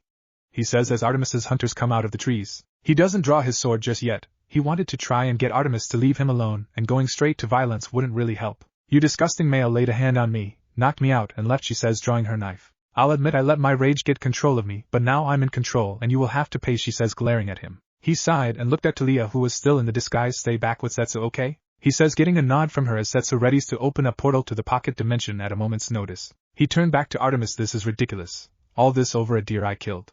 And don't you have to be attacked by a demigod first before you can retaliate? He asks, making her smirk. Not if this is a hunt, she says with a grin that reminded him of Orochimaru, making the girls smile. He frowns. That's really cheap, he says, shaking his head. What you say we make this official? You swear on the river Styx that only you and I fight. If you win you get the girl and I become your slave. But if I win you swear to never reveal me to Zeus or anyone else, and you leave me alone. You don't send hunters to follow me and you don't keep tabs on me, he says, staring her dead in the eyes with the Shinju eyes spinning slowly. She would either swear on it or he'd make her. He wasn't taking chances of anyone knowing of Talia or taking her away. Artemis smiles at the thought of having the son of chaos as a slave. Fine, I swear on the Styx to abide by your terms, but it is no problem. I am a goddess millennia older than you and much more skilled, she says as she twirls her blade. That was true, but Naruto had the help of a primordial and battle instincts from him as well. Also the abilities of his eyes and jutsus, even the scales. He takes out Tenno and swipes the blade across Amaterasu. He calls out, creating a circle of black flames around them. This is so no one interferes. These black flames will burn all that it touches and will never be quenched, he says, turning to Talia, who is outside the ring. Do not worry, I promise to keep you safe and I never break my promises, he says, making her smile. Are you ready to be defeated, boy? She asks in an arrogant tone. He frowns and goes into his cloaked form, staring her dead in the eyes, asking Shinju for help. Yes, let's start. Tsukuyami, he calls out, drawing her into his illusionary realm. Illusionary realm. He looked around his realm to see it was the old leaf village. It reminded him of the days when the villagers used to at least liked him, such as after Pain's invasion. Artemis looked around in shock. Where in the world did you take me? She asks, unfamiliar with these forests. He sighed and stared at her. I have brought you to an illusionary realm of my creation. Years could pass in this realm for only a second to pass in the real world. Now I am not in any way a master at this, but I can at least control this to the basics. Now I can do 3 days at least, he says as he turns to Artemis to find her standing bound by chains. Her eyes widened at the chains. A second ago she was fine, about to gain a new hunter by defeating him, and now she was at his mercy. Now I am not really one to hurt others without reason, but I find that you need to be taken down a peg, he says, pointing Tenno at her. I will teach you to never underestimate someone no matter if they are below you, as a god can still die to a dagger, he says, plunging to blade through the stomach, burning her with the black flames. She screamed and blacked out, only to open her eyes again to see the same scene minus the wound. You cannot die in this realm. When you do, you just return to normal to repeat this over again. As I said, I am not one to torture, so I will limit it to a day. It's been 5 minutes. Only 23 hours 55 minutes left, he says, as he swings his blade to cut her head off. -1 Tsukuyami day later. He wills the world away to bring him back to the real world. He frowns as Artemis stares at him with fury in her eyes as she goes down to a knee. Strong will, but that is to be expected with you, he says as he swings Tenno down, bursting up the flames as one girl was trying to get through. What did you do to milady? The same girl he met in the forest yells at him as she backs away from the flames. He sighs and looks to her. I have no responsibility to explain myself. Ask your mistress when I win, he said as he goes into his cloaked mode and summons the truth-seeking orbs. He wasn't being cocky. He was confident, and he had to win to keep Talia safe. Artemis sends 2 hunting knives at him. The orbs block them unconsciously and he dashes to her and lands a palm thrust, sending her crashing into a tree hard, breaking a few ribs. He ducks under a sloppy kick and knees her thigh, breaking that bone as well. She curses as she gets sent spiraling back. She was being toyed with. She could tell he was holding back and it angered her. Artemis stands shakily and dashes towards him. He weaves around her, slices and cuts her arms multiple times using small blades of wind chakra. He ducks under he and hit her with a hard uppercut, sending her flying upwards you. He sends 2 clones to kick her higher, yelling Zoo, then 3 more punch her higher ma. After that 2 more throw her higher ki. Finally the original drop kicks her down full force in a very Tsunade-like fashion, Uzumaki barrage. He yells as Artemis rockets down to the ground and causes the ground to shatter and crack. When the smoke dies down, a heavily bleeding Artemis crawls from the hole he sent her in. Her golden blood drips to the ground. She shakily stands, barely able to stand. You bastard, she says, glaring at him with pure hatred. He appears behind her in a burst of speed and starts to sheath his sword. Even after everything, you underestimated me, Artemis, and thus was your downfall. He clicks his blade back into the sheath and a large number of cuts appear on her wind style. Swallow cuts, he whispers as Artemis falls to the ground. He extinguishes the flames, letting the hunters rush to Artemis while some point their arrows to him. Stay still and let us redeem milady, the girl with the circlet says. He eases out of cloaked mode but keeps the orbs. I won the battle, meaning the Styx oath is in play. She swore none of you would bother me. If you attack me, you risk betraying a Styx oath, and that doesn't go down well, he says, walking back to Talia. The girl smiles and jumps up and down excited, her blades strapped to her sides in a makeshift manner in a leather holsters he made to help her carry them around. That was crazy. What was that weird thing you did? It was like you two were just standing there for a second before she fell to her knees, all exhausted and seemed to be hurt, she says as she sees the hunters glare at him as they take Artemis away, deciding not to risk breaking an oath on the river. Relax, it was just an ability of my eyes. Frankly, I still can't use it on my own, he says as he had needed Shinju to help him. Luckily his control was much better, so soon he will be learning the powers of his eyes. Good thing he stole all of Team Scroll's on the Sharingan. He summoned a clone and transformed it into a bird and told it to watch the hunters and to dispel when they left. The clone flew off. His transforming ability had improved as well. As a kid he couldn't do a henge as well as the others, so he put too much chakra into it and discovered something incredibly useful. He could literally transform into other things. Like the windmill shuriken that he turned. If it was a normal henge, how would you explain the team throwing him like an actual windmill shuriken? The clone he sent off to gather items in a town came back. The clone had no trouble as he got all the items needed. He sealed away the perishable items and smiled at Talia. She smiled back as they got back to training. Sure, it was all they were doing, but they were having fun, and they both needed to hone their skills. Especially him, since being chained in a dungeon for 3 years tends to weaken you a bit, but thankfully his regenerative abilities kept his muscles from getting atrophy. Artemis woke up a few hours after before she woke up. She rubbed her head as her hunters worried over her. Then she remembered what happened. That male had trumped her in battle like it was nothing. That illusionary world, the cloning ability, and that sword technique. But the thing that angered her the most was the fact she felt he was holding back extremely. Between that confusing silver fiery appearance, and those eyes that would haunt her nightmare, as well as those black orbs that floated around him and apparently, according to Zoe, could change their form. And those blades that gave off the aura of a god. She had only seen the red-sheathed blade, but she could feel the black-sheathed one was just as powerful. She knew that male had tremendous power, and she hated it. She was taken from her thoughts as Zoe, her faithful lieutenant, shook her from her reprieve. Lady Artemis? Are you okay? She asks, worried. She nods. I am fine. As you were saying?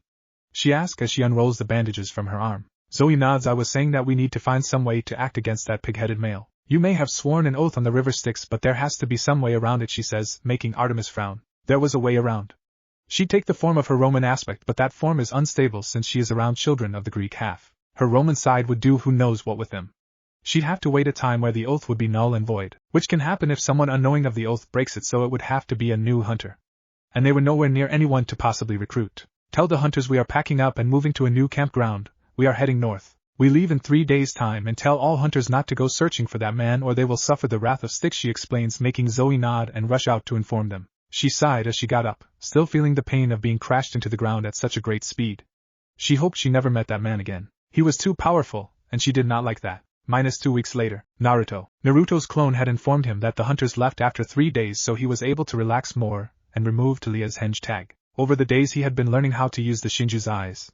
They caused him a headache the first couple times, but now at least he could cast illusions with eye contact. Talia also was making good progress with her blades.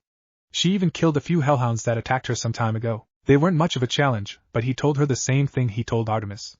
A god can fall to a dagger, so don't get cocky. It seemed to help her as she was catching herself from thinking like that. Zetsu even noticed it, as did Shinju, though he still wanted another week or so before doing anything with giving her chakra. He focused mostly on his eyes, but clones were definitely a godsend for training, as he now had a lot of elemental jutsus under his belt, ranging from the basic elements to even some from Mokuton, lava and steam. He still had his Rasengan, but he only used them when he truly wanted to obliterate something. He knew Talia should be going to school, but having the knowledge of a primordial inside him helps him to be a good teacher for her, even if she complained every moment of it like he did when he was her age. Their cash problem was easily solved, as his grandmother had oddly packed in Jiraiya's books away in the scroll. They had a note saying sell on them, so that's exactly what he did. He sent a clone henged as Jiraiya and got the books published, and something called a credit card that the money was put on. Talia was fairly reserved, but she knew she could always talk to him about anything. She was opening up to him nicely. She even dragged him along to get girl stuff that he was frankly afraid to ask about. She also brought up her past of how her mother had broken down, and how her brother got kidnapped. She cried in his arms for 15 minutes that day. He truly liked the young girl. Sure, she was brash at times and quick-tempered, but so was he when he was her age. And she was slowly getting out of it, but was still like that at most times. After all, someone can't change in a short period of 2 weeks. He sighed as he sat training and drawing nature chakra with more ease.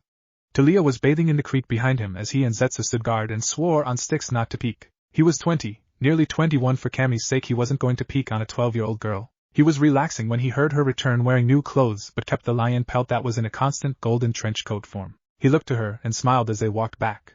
He sighed. Talia, are you tired of camping?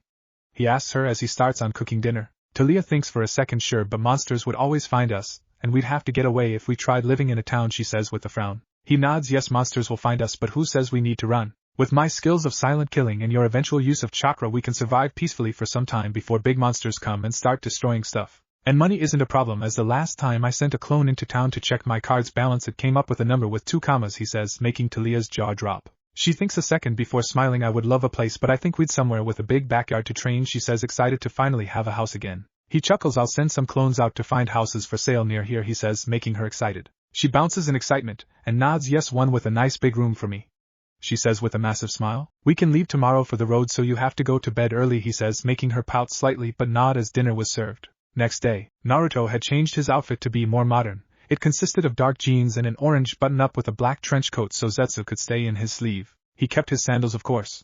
His swords were sealed inside a storage seal on his left wrist for easy access. He had the motorcycle he bought some time ago unsealed, and everything sealed up in scrolls in the side bags. The motorcycle was a Harley-Davidson colored in black with a sidecar. He made sure to get a helmet for Talia and him. She was sitting excitedly in the sidecar. Relax, Talia, we will be heading off shortly. The clones found a nice house with a big backyard, he says, making her bounce more. Talia nods and smiles. I know, but I'm getting my own room to decorate and have more clothes and somewhat normal life, she says, smiling happily. He ruffles her hair playfully, which made her swat away his arm. He hands her the helmet. Put that on, and we can get going, he says, making her fasten it quickly. He starts the bike and starts driving out of the forest carefully before he gets on the road. Driving was easy, especially when he could manipulate the mist to broadcast his illusions to some extent. He even taught Talia to manipulate the mist to a lesser extent. A few hours later they arrive at the house he set up to buy. With the help of clones during the night and the internet, he was able to buy it very quickly. The bubbly real estate agent dropped off the keys and showed them the house. It was a very nice-looking 1-story house, 3-bedroom house. Large backyard and even a basement. He knew this wouldn't last long, but he would try his best to keep her happy with a somewhat normal life for as long as he could. She deserved this much after everything she's gone through. Talia ran directly for the main bedroom, but he booted her out. He would have to take her shopping later. He was more focused on putting up a barrier. He slammed the crescent mark down on the ground, covering the ground in a large sealing array that grew the more chakra he pumped into the mark. That seal will notify him if someone entered the house with ill intent. He sent a clone to set a protective barrier around the border. He wasn't taking any risks. Years of being a shinobi taught him to stay vigilant. He walked over to see Talia smiling at her room. I can decorate it however I want, right? She asks with a smile. He nods and ruffles her hair. Of course, we can go right now if you want. I'll leave a clone to be here to sign for the furniture and everything, he says, making her smile more. How did you get all this done in a night? She asks, somewhat confused. He chuckles. Well, a mixture of many clones and a lot of money helps, he says as they leave the house. They drove and got a lot of black and blue paint as well as a lot of clothes and electronics, as his barrier can keep her demigod scent from being broadcasted. No one noticed the fact they were driving a motorcycle and buying enough stuff to overfill a minivan. The mist is a powerful thing. They return to the house to see clones setting up everything, with Setsu controlling one of the clones. He had it hinged to look like a normal version of white Setsu. Luckily, he was able to parasite off it without the half-black thing. Good to see you two are back. We have a guest, he says, pointing to the 8-year-old girl sitting by the fireplace. He looks to Setsu and frowns. How did she get in? He asks, as Talia shuffles behind him. The girl was wearing a cream dress with a hood, her cinnamon hair cut short and her eyes a fiery color, changing every few seconds as if they were flickering flames, but they had a kind home-like sense to them. Setsu shrugs his shoulders. Moments after I lit the fire she appeared. She has no ill intentions in the very slightest, so she is fine, he says, leaving the room. Naruto turns to the woman. Hestia? He asks, confused how and why this goddess was here. The young-looking goddess smiles at him. And Talia, you have a beautiful home here, she says with a smile. Such a classic house and perfect for the two of you, she says as she waves her hand to conjure cookies and hot chocolate. Why are you here? He asks as Talia hides more behind him. Why is it that when he is trying to hide from every god or goddess they end up finding him? First Demeter, then Hermes, and worst of all Artemis. At least Demeter and Hermes were helpful, Artemis was an annoyance. Hopefully Hestia was as kind as she was in the legends. Hestia smiles and looks towards Talia. Relax, I mean you all no harm, as Hermes told me everything. I think what you are doing is sweet, Naruto, she says with a smile. I also chimed in at the meeting to try and save Talia. My siblings can be quite heartless, she says with a frown. Naruto turns to Talia. Go stay with Setsu. Tell him it's all okay, but I just want to make sure, he says, getting a nod as Talia rushes out of the room. Talia always acted afraid around any god or goddess. He thinks it's because she's afraid they will return her to the tree. Even if she was only in it for a couple hours, it terrified her. She had described it as pure darkness. She couldn't make or hear any sound, and she felt float. She still had nightmares of it occasionally. Once Talia left the room, he went over and sat across from Hestia. So you really mean, Talia, no harm, cause I already had to fight one goddess to protect her. I don't want to do another, as I can feel you are leagues stronger than Artemis, he says with a frown. Hestia nods and smiles, handing him a cup of hot chocolate. I apologize for my niece. She is too arrogant for her own good. I am sorry you had to fight her and put young Talia through all this, she says, taking a sip of hot chocolate. Though from the feel of this house you truly care for the child, she flashes him a warm smile. He nods and takes a sip. That girl has gone through enough, and her asshole of a father doesn't make it any better, he says, looking to the goddess. So what do we owe the visit, Hestia? He asks as the goddess puts down her glass of hot chocolate. He turned to see Talia ordering around some clones as they carried her supplies to her room.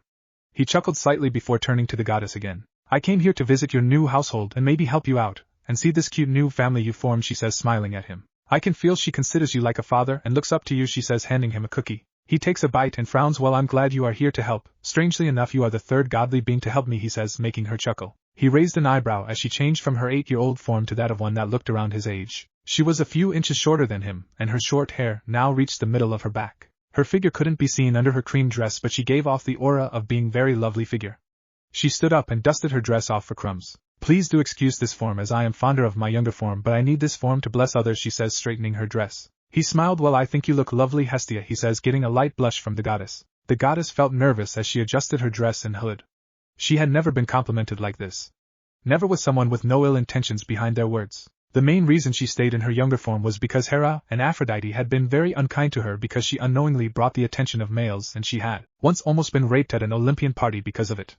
Luckily, a donkey had awoken her and protected her. Why thank you, she says, brushing her bangs to cover her blush. She clears her throat. So, she says as she places 2 fingers on his forehead. I, Hestia, the goddess of hearth and home, bless you to use powers of my domain, she says, and then proceeds to take a step back. Naruto rubs his forehead and looks to the goddess. I am honored to be blessed by you, Hestia, he says, flashing her a kind smile. May I know what your blessing entails? Hestia blushes once again and turns around. Well, I'm glad you are honored. I have never blessed anyone before, she says in an embarrassed tone. You will be able to conjure food and clothes as well as Greek fire, she says, turning back around once her blush died down. Naruto nods and stands up. If I am the first one you bless, then I am even more thankful for the honor, he said, speaking the truth. From the info his grandmother had given him, Hestia was very reserved yet unbelievably kind. She had no evil in her being. It saddened him that a goddess like this was taken from the council. The only voice of reason had disappeared from it. I will do my best to not abuse your blessing. Also feel free to visit whenever, he says, smiling again. Hestia shifts back to her younger form, blushing again and nods. I would like that. The only thing I ask is for you to offer some food each time to the gods and goddesses that voted to save Talia, she says, making the dishes disappear. Naruto nods and stands up. The least I can do. Also, you being here will maybe get Talia to stop being so nervous around the gods and goddess. I think she just fears returning to a tree, he says as he gains memories from a clone that Talia dispelled on accident when they got in a paint fight. He chuckled and smiled at Hestia. Hestia nods. I will try and visit regularly as my Olympian duties do not require much, she says as she heads to the fire and strokes it. Keep her safe, Naruto. She will need a strong family to survive this harsh world as a demigod, she says before vanishing from his house. He nods. He was dead set to keep her safe, as much as he could, and prepare her for the harsh world. He knew she would have to leave him eventually as she was a possible child of prophecy, and needed to eventually be a part of that backwoods camp. He just hoped he could train her enough before that came to be. -3 months later, Naruto smiled as he overwatched Talia's training inside his Kamui dimension. Over the 3 months he could at least draw her in here and return to the house. It made great training grounds since the realm couldn't be destroyed or damaged. He also got the hang of Amaterasu and Kamui over the months, plus a small amount of Rinnegan abilities, but found he could use the abilities easier with their respective blades drawn. Yamato helped the Rinnegan and Tenno helped the Sharingan. Just as his grandmother had told him, when he gave Talia chakra he found something interesting with her. She had 2 affinities, lightning and wind. That wasn't the surprising part since she was a child of Zeus. She was a lightning powerhouse and he theorized she'd be able to fire off Kirins like nothing. But the surprising part is she had 2 Kekai Genkai Storm and Swift Release. By mixing lightning and wind at different ratios she could assess the both of them. And wind, lightning equals swift. Lightning, wind, equals storm. He had been training her in numerous jutsus of her elements, and with Shinju's help he wrote down jutsus for her 2 releases. He was even teaching her the Rasengan as he trusted her with it. But the most surprising thing had happened around 2 months ago, about a month or so after Hestia's first visit. Flashback. Naruto was training Talia in the backyard. Hestia was cooking in the kitchen. Sure, she could make food instantly, but for some reason she liked to cook and especially liked to do it for him and Talia. Training was going as normal, until a massive roar filled the clearing as something massive burst through the trees. He quickly burst in front of Talia and moved her behind him as a massive beast stared down at them. It stood on all 4s with scaly gray skin. It had a long tail at its end and 5 massive heads with long snake-like necks. It was the Hydra. Talia head inside. This is not a request, he says in his stern voice. Go stay with Hestia. I won't let this thing get near the house. She frowned but saw the look in his eyes. They were dead serious. Like he always was whenever he was worried about her getting hurt. Fine, but be careful. I don't want anything to happen to you, Dad, she says, blushing darkly as she leaves a shocked Naruto behind. Did she just call me Dad? He asks Shinju to hear him chuckle in response. Yes, she did, kid. Seems like I'm a great-grandfather now, he says, making Naruto grumble. We'll figure this out later. We need to kill this thing, he says, looking to the beast that finally noticed him. We can't cut its heads off, cause 2 will take its place. Fire is the weakness, he thinks with a smile. Great opportunity to test out a Greek fire jutsu, he says as he dodges the lunges from the heads, keeping them at bay with his truth-seeking orbs. Over the month he found out his normal fire could be changed to Greek fire, a powerful green flames. He ran his hands through the hand signs and took a deep breath as a clone severed all their heads using wind style, swallow cuts. The second the heads were cut he called out fire style, Greek desolation, sending out a massive burst of green flames to cauterize the wounds, killing the beast in a shower of gold and dust, leaving a scaly hide behind and 2 heads. He groaned as he put out the flames left on the ground and sealed up the hide and threw the heads in the fire and sacrificed them to Hestia. He walked his way back to the house to see Talia hiding behind a 25-year-old looking Hestia. He chuckled as she smiled at him. Talia, are you okay there? He asks, making her nod as she still hid behind Hestia. You know I don't mind you calling me Dad, I actually really like it. Especially since I've considered you a daughter shortly after I saved you, he says, patting the punk girl's head. Talia looks up to him nervously, and nods as Hestia smiles kindly at the 2. Well, clean up and get ready for lunch, she says, making Talia hug him quickly before running off fast to get away from the embarrassing moment. Hestia smiled warmly at him. Thank you for the sacrifice, and thank you for being there for her, she says, rubbing his arm before walking away. He smiled. I promised I'd be here for her. Being a father figure to her like she deserves is great for her, he says as he follows Hestia. Flashback end. Ever since she called him Dad she had been very nervous and shy at times.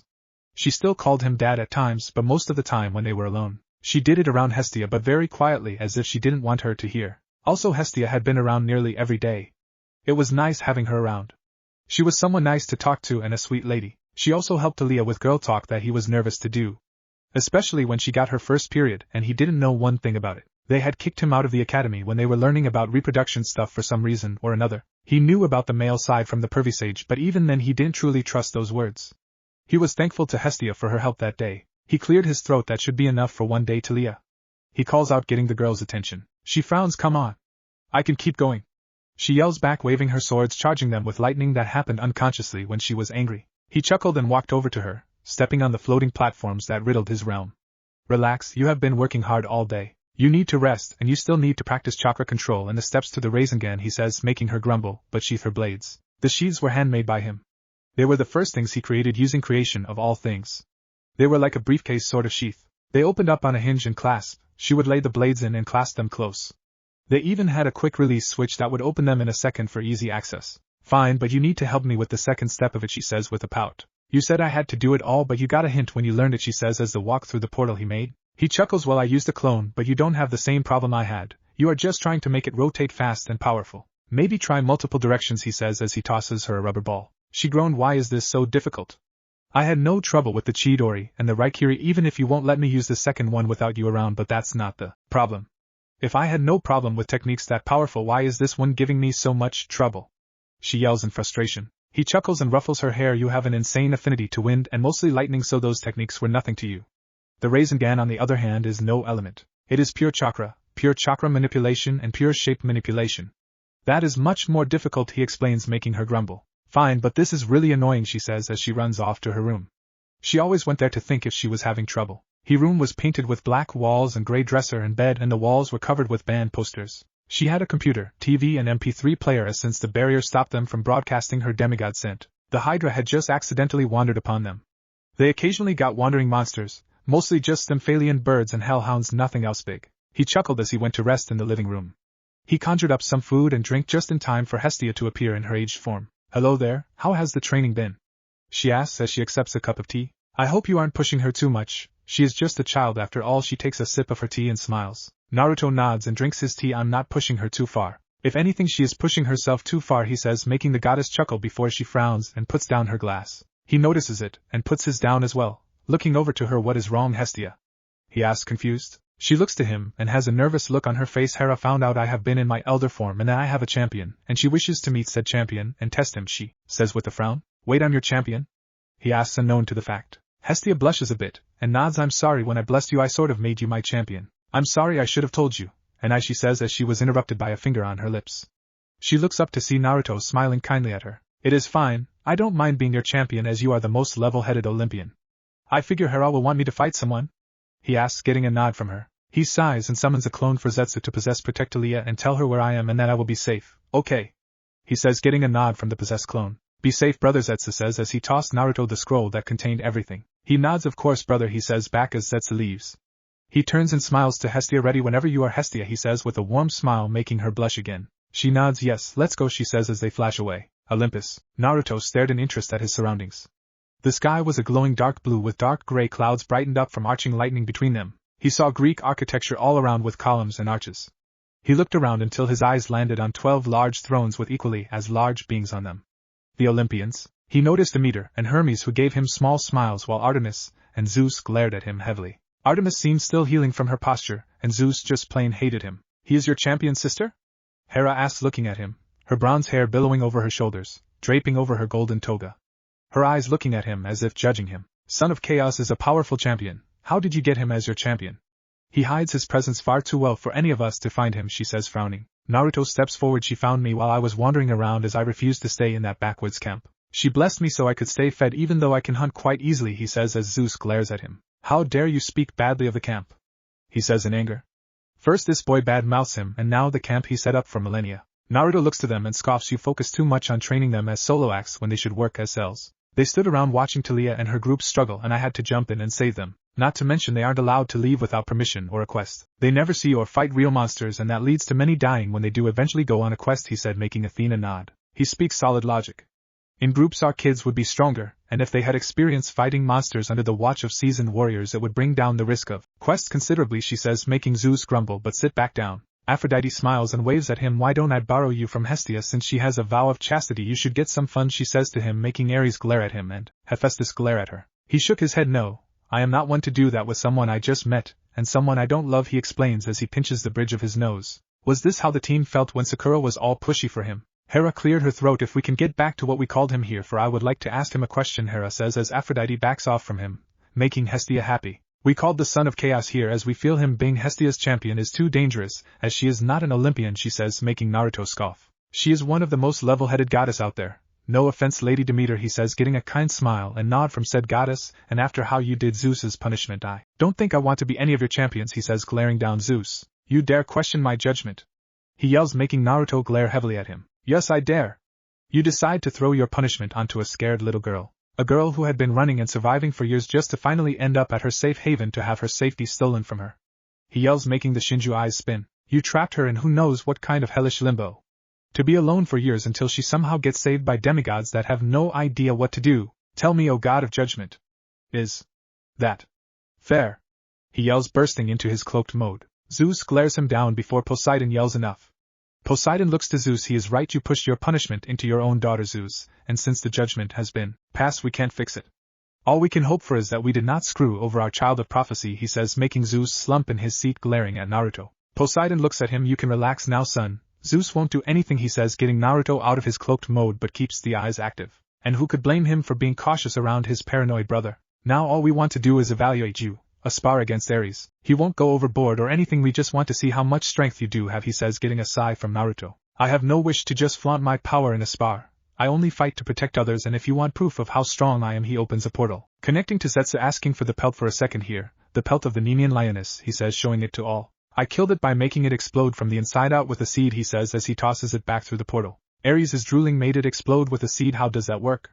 He asks, curious to see if he could do the same with grenades. Naruto sighs and stomps his foot, sending what little nature energy he had on him into the ground. He found with nature energy when courted through the ground you could use Mokuton without hand science. Wood style. Springtime ensnarement, he calls out, catching a seed in his hand. I threw this in its mouth, sent chakra to it, and grew a tree from the inside out, he says, tossing the seed over his shoulder, making it land in the garden and a massive cherry blossom bloom from it. Apollo lets out a whistle. Amazing. Control over nature just like Demeter. Did you know of that? He asks the goddess. She nods. Yes, I did, and I allow him to grow whatever he wants. He does no harm in it, so why not, she says with a shrug. What else can you do? Athena asks with a glint in her eyes. Naruto remembered that same glint from her daughter Annabeth. He shakes his head. I will not go around explaining all my skills. I did it this one time to show you all I can survive on my own. Now can I go, as I have much to do, he says, opening a portal. No one stops him or says anything, so he steps through and closes it behind him. Zeus turns to Hestia. Sister, you have a dangerous champion. If I feel you are trying anything, I will smite you and him. Consequences be damned, he says, glaring at her only to get an ice-cold glare from his normally warm sister. This causes him to flinch. Brother, you need to stop being so paranoid. I only asked him to be my champion so I could keep him from starving in the wild. No ulterior motives that you imagine so much, she says before leaving to tend to the hearth. Zeus grumbles and slumps in his chair. He really hated that kid, Naruto. The second he got home, he was hugged/tackled by Talia. Dad, are you okay? Did they threaten you or anything?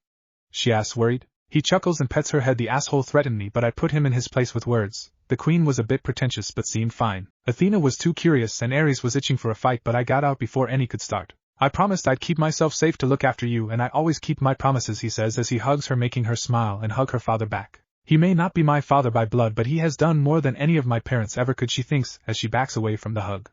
Oh, I finished the second step, she says, excited to learn the next step. He smiles and stands up as Talia had knocked him down. Oh really? Great job, he says as he gets a nod of assurance from Zetsu. Now you just need to do both steps at the same time, he says, picking up a spare rubber ball and holding it up. Nothing's happening, she says with a frown. The ball wasn't rumbling or even twitching. He smiles and pops the balloon with a needle to reveal a perfect raisin gun under the balloon. Now you must combine power and rotation and not pop the balloon. Trust me, I know it seems easy, but it is the most difficult step, he says, handing her a bucket of rubber balloons. You're gonna need them, he says with a smirk as she darts off in excitement to train. Don't train too long, he yells just as she closes her door. He turned to Zetsu and smiled. So nothing interesting happened while I was away? He asked as Zetsu hid in his trenchcoat sleeve. Nothing beside her training and worrying about you at the same time, he says with a chuckle. You really like being a father for the girl, don't you? He asks as he had seen his brother care for the girl a lot since he had saved her. Naruto nods. Of course, she reminds me of a younger version of myself minus the villagers and whatnot, he says, waving it off. She deserves some father figure since the asshole won't provide, he says, getting a chuckle from Zetsu. Well, I'd better get started on dinner. And when I say I mean my clones, he says, summoning clones to get to work. He needed to study on something important. His eyes could wait. He needed this technique should Talia ever get taken away or if she ever decides to go back to camp. He unsealed the scroll he was looking for from the main scroll and opened it up. The first word said it all. Introductions to learning of the Haration, or better known as the Flying Thunder God. He knew this was going to take some time to learn. Chapter end. Chapter 4. -2 weeks since the Olympus meeting. Naruto frowned as he fiddled with Hermes' business card. He needed some kunai made so he could start testing his understanding of the Haration. According to Shinju, his father got the idea from watching his mother flash away to the godly realm. But the Haration was different, as it was much faster and easier as well as less dangerous to demigods and mortals. The only downside was the need for a marker to warp to. With the help of Shinju he had it down in theory, but theory and real-life application were two completely different things. He had spent the majority of 2 weeks reading through space-time ninjutsu theories that without Shinju it would have taken much longer to understand. He pulled out his cell phone and walked out to the backyard. Stay inside, Talia, and continue with the third step. I need to place an order with Hermes, he says, getting an absent-minded nod from the punk girl as she was too focused on the raisin gan. He chuckled and dialed the number. He heard a voice on the other side. Yo, what you need? He heard Hermes say. Come here, I need you to get Hephaestus to maybe build me something, or at least get me some celestial bronze so I can make them on my own, he says as the phone hangs up on Hermes's end. Seconds later a flash fills the clearing. He looked to see Hermes standing atop a huge stack of big bronze cubes. This good enough? I had a feeling you'd call for material or something like this, he says, jumping down from it. Good luck using it, as I have no idea on how to do it, and I doubt Hephaestus would help as he doesn't interact with people too well, he says, waving him off. Call again if you need help, he says before flashing away again. Naruto sighs and seals it all away. At least it went easy and quick. Seems like Hermes pulled through with what he promised last time. He walks back in to see Talia still absorbed in her third step. He chuckled and ruffled her hair, getting a slap on his hand out of reflex for her. I'm going to be in the basement. Zetsu will be watching over the house, okay? He says to her, getting another nod. He shook his head and set up a clone for Zetsu to use and went down to the basement and removed the illusion he kept over it, revealing a huge forge and training grounds. After the run-in with the Hydra, he trained her down here using spatial seals to make it 25 times larger than it originally was. His crescent mark worked wonders. He unsealed the materials and reread up on how to craft things.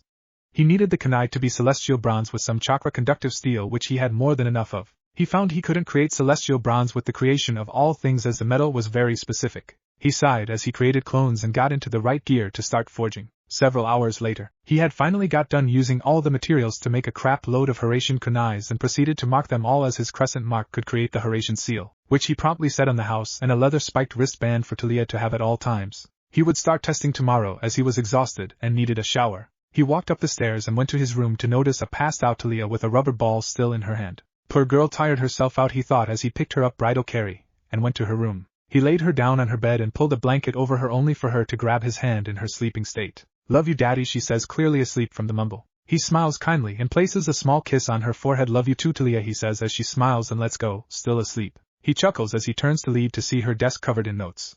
He could see one named birthday gifts for dad. That one brought a massive smile to his face. He forgot it was getting close to his birthday. He'd be turning 21 in a few months. He didn't look at the list as he didn't want to ruin the surprise or anything. He carefully left the room and closed the door behind him to see a smiling Zetsu clone before him. That girl definitely doesn't give up, he says, making Naruto sigh. He would have to watch over her to make sure she doesn't do the same again. I'll have to watch her more as she trains so she doesn't overdo it anymore. Go to bed or whatever you do at night, he said to Zetsu as he goes to his room to shower. Next day, Talia had woken up early and went back to work, which woke him up. All the loud pops were not good to sleep through. He got up to see Talia still struggling with the third step. Hey, what did I tell you about training, he says, rubbing the sleep from his eyes. She looks at him sheepishly. As long as you don't wake me and don't make yourself get chakra exhaustion, I'm good, she says, worried. Naruto sighs and bops her on the head. You woke me up, and you made yourself pass out yesterday, so take it easy today, he says with a flat tone. She rubs her head. Fine, Dad, I'll take it easy, she says, sitting down at the table, waiting for breakfast. He summons food for them and sits down. He tosses her the leather bracelet. Wear that at all times, just as you do with the Nemean pelt. If what I am training to do today goes correctly, I'll be able to get to you in a flash, he says as he starts eating. Talia looks confused but puts it on, smiling at the bracelet. Thanks, Dad, she says as she starts eating. Naruto smiles. Welcome, Talia. Now remember to be careful training, he says, getting a nod from her as they continue their meal. Talia heads down to the basement with Zetsu as he was very cautious since gods or goddesses could still get in here. He sighs and heads outside, placing a marker near the door as he sits on the far side of the backyard. Now remember, kid, each marker has a mixture of your chakra and small nature chakra. Since you put it there, it will only work as a marker for you to warp to. You need to feel the marker and pull yourself to it, Shinju says, trying to explain it as simply as he can. I understand all that, Shinju, but actually doing that is more difficult. I can feel the marker and its pull, but I'm still working on going to it, he says as he tries to go to it but gets nowhere. Maybe go into sage mode to get a better sense of it, and if that doesn't work, put some of my chakra into it to strengthen it, Shinju offers as help. Naruto sighs and sits in his meditative pose and eases into sage mode. First thing he noticed was the string of nature chakra connected to him and the marker, but the weird thing was it wasn't his. It was as if the stagnant nature chakra in the air connect him to the marker and kept the marker powered. If he could strengthen this pathway, it might make warping much easier. He went over to the marker and sent some of Shinju's chakra into it, and immediately felt the pull the second he placed it down. Curious to see if he could pull it off, he went back to the edge of the backyard and took a deep breath and went with the pull, resulting in an orange flash. He smiled as he picked up the marker, twirling it around his finger. Perfect. That was much easier, he said as Shinju chimed in. Kid, that is because your father struggled with the theory for all those years. You had it in front of you, and not to mention my help as well as your nature energy and access to my energy. It took you 2 weeks to understand it all, whereas your father took 5 years, he explains, getting a nod of acceptance from Naruto. Well, thanks Shinju, this will help me much more, he says as he heads inside to the basement. He said to Leah, cursing as she sat down. She saw him and frowned. Dad, I can't do it, she says, getting upset. She wanted to make her dad proud by mastering his signature jutsu quickly but couldn't do the final step. He chuckled and sat down, grabbing her hand with the wristband, putting Shinju's chakra into it. Look, Talia, it took my dad nearly 3 years to even make it. My godfather took many months, and so did my father's student. The only reason it took a week for me to do it was because I had my clones help me. You need to be patient and try and balance the ratio of power and rotation so it doesn't get out of hand, he says, hugging her kindly. She nods and wipes her tears. Thanks, Dad. Did you finish what you were planning to do? She asks as she picks up another ball. He smiles and nods. Yup, now I can always return to you as long as you have that bracelet on, he says, confusing her. How does that work?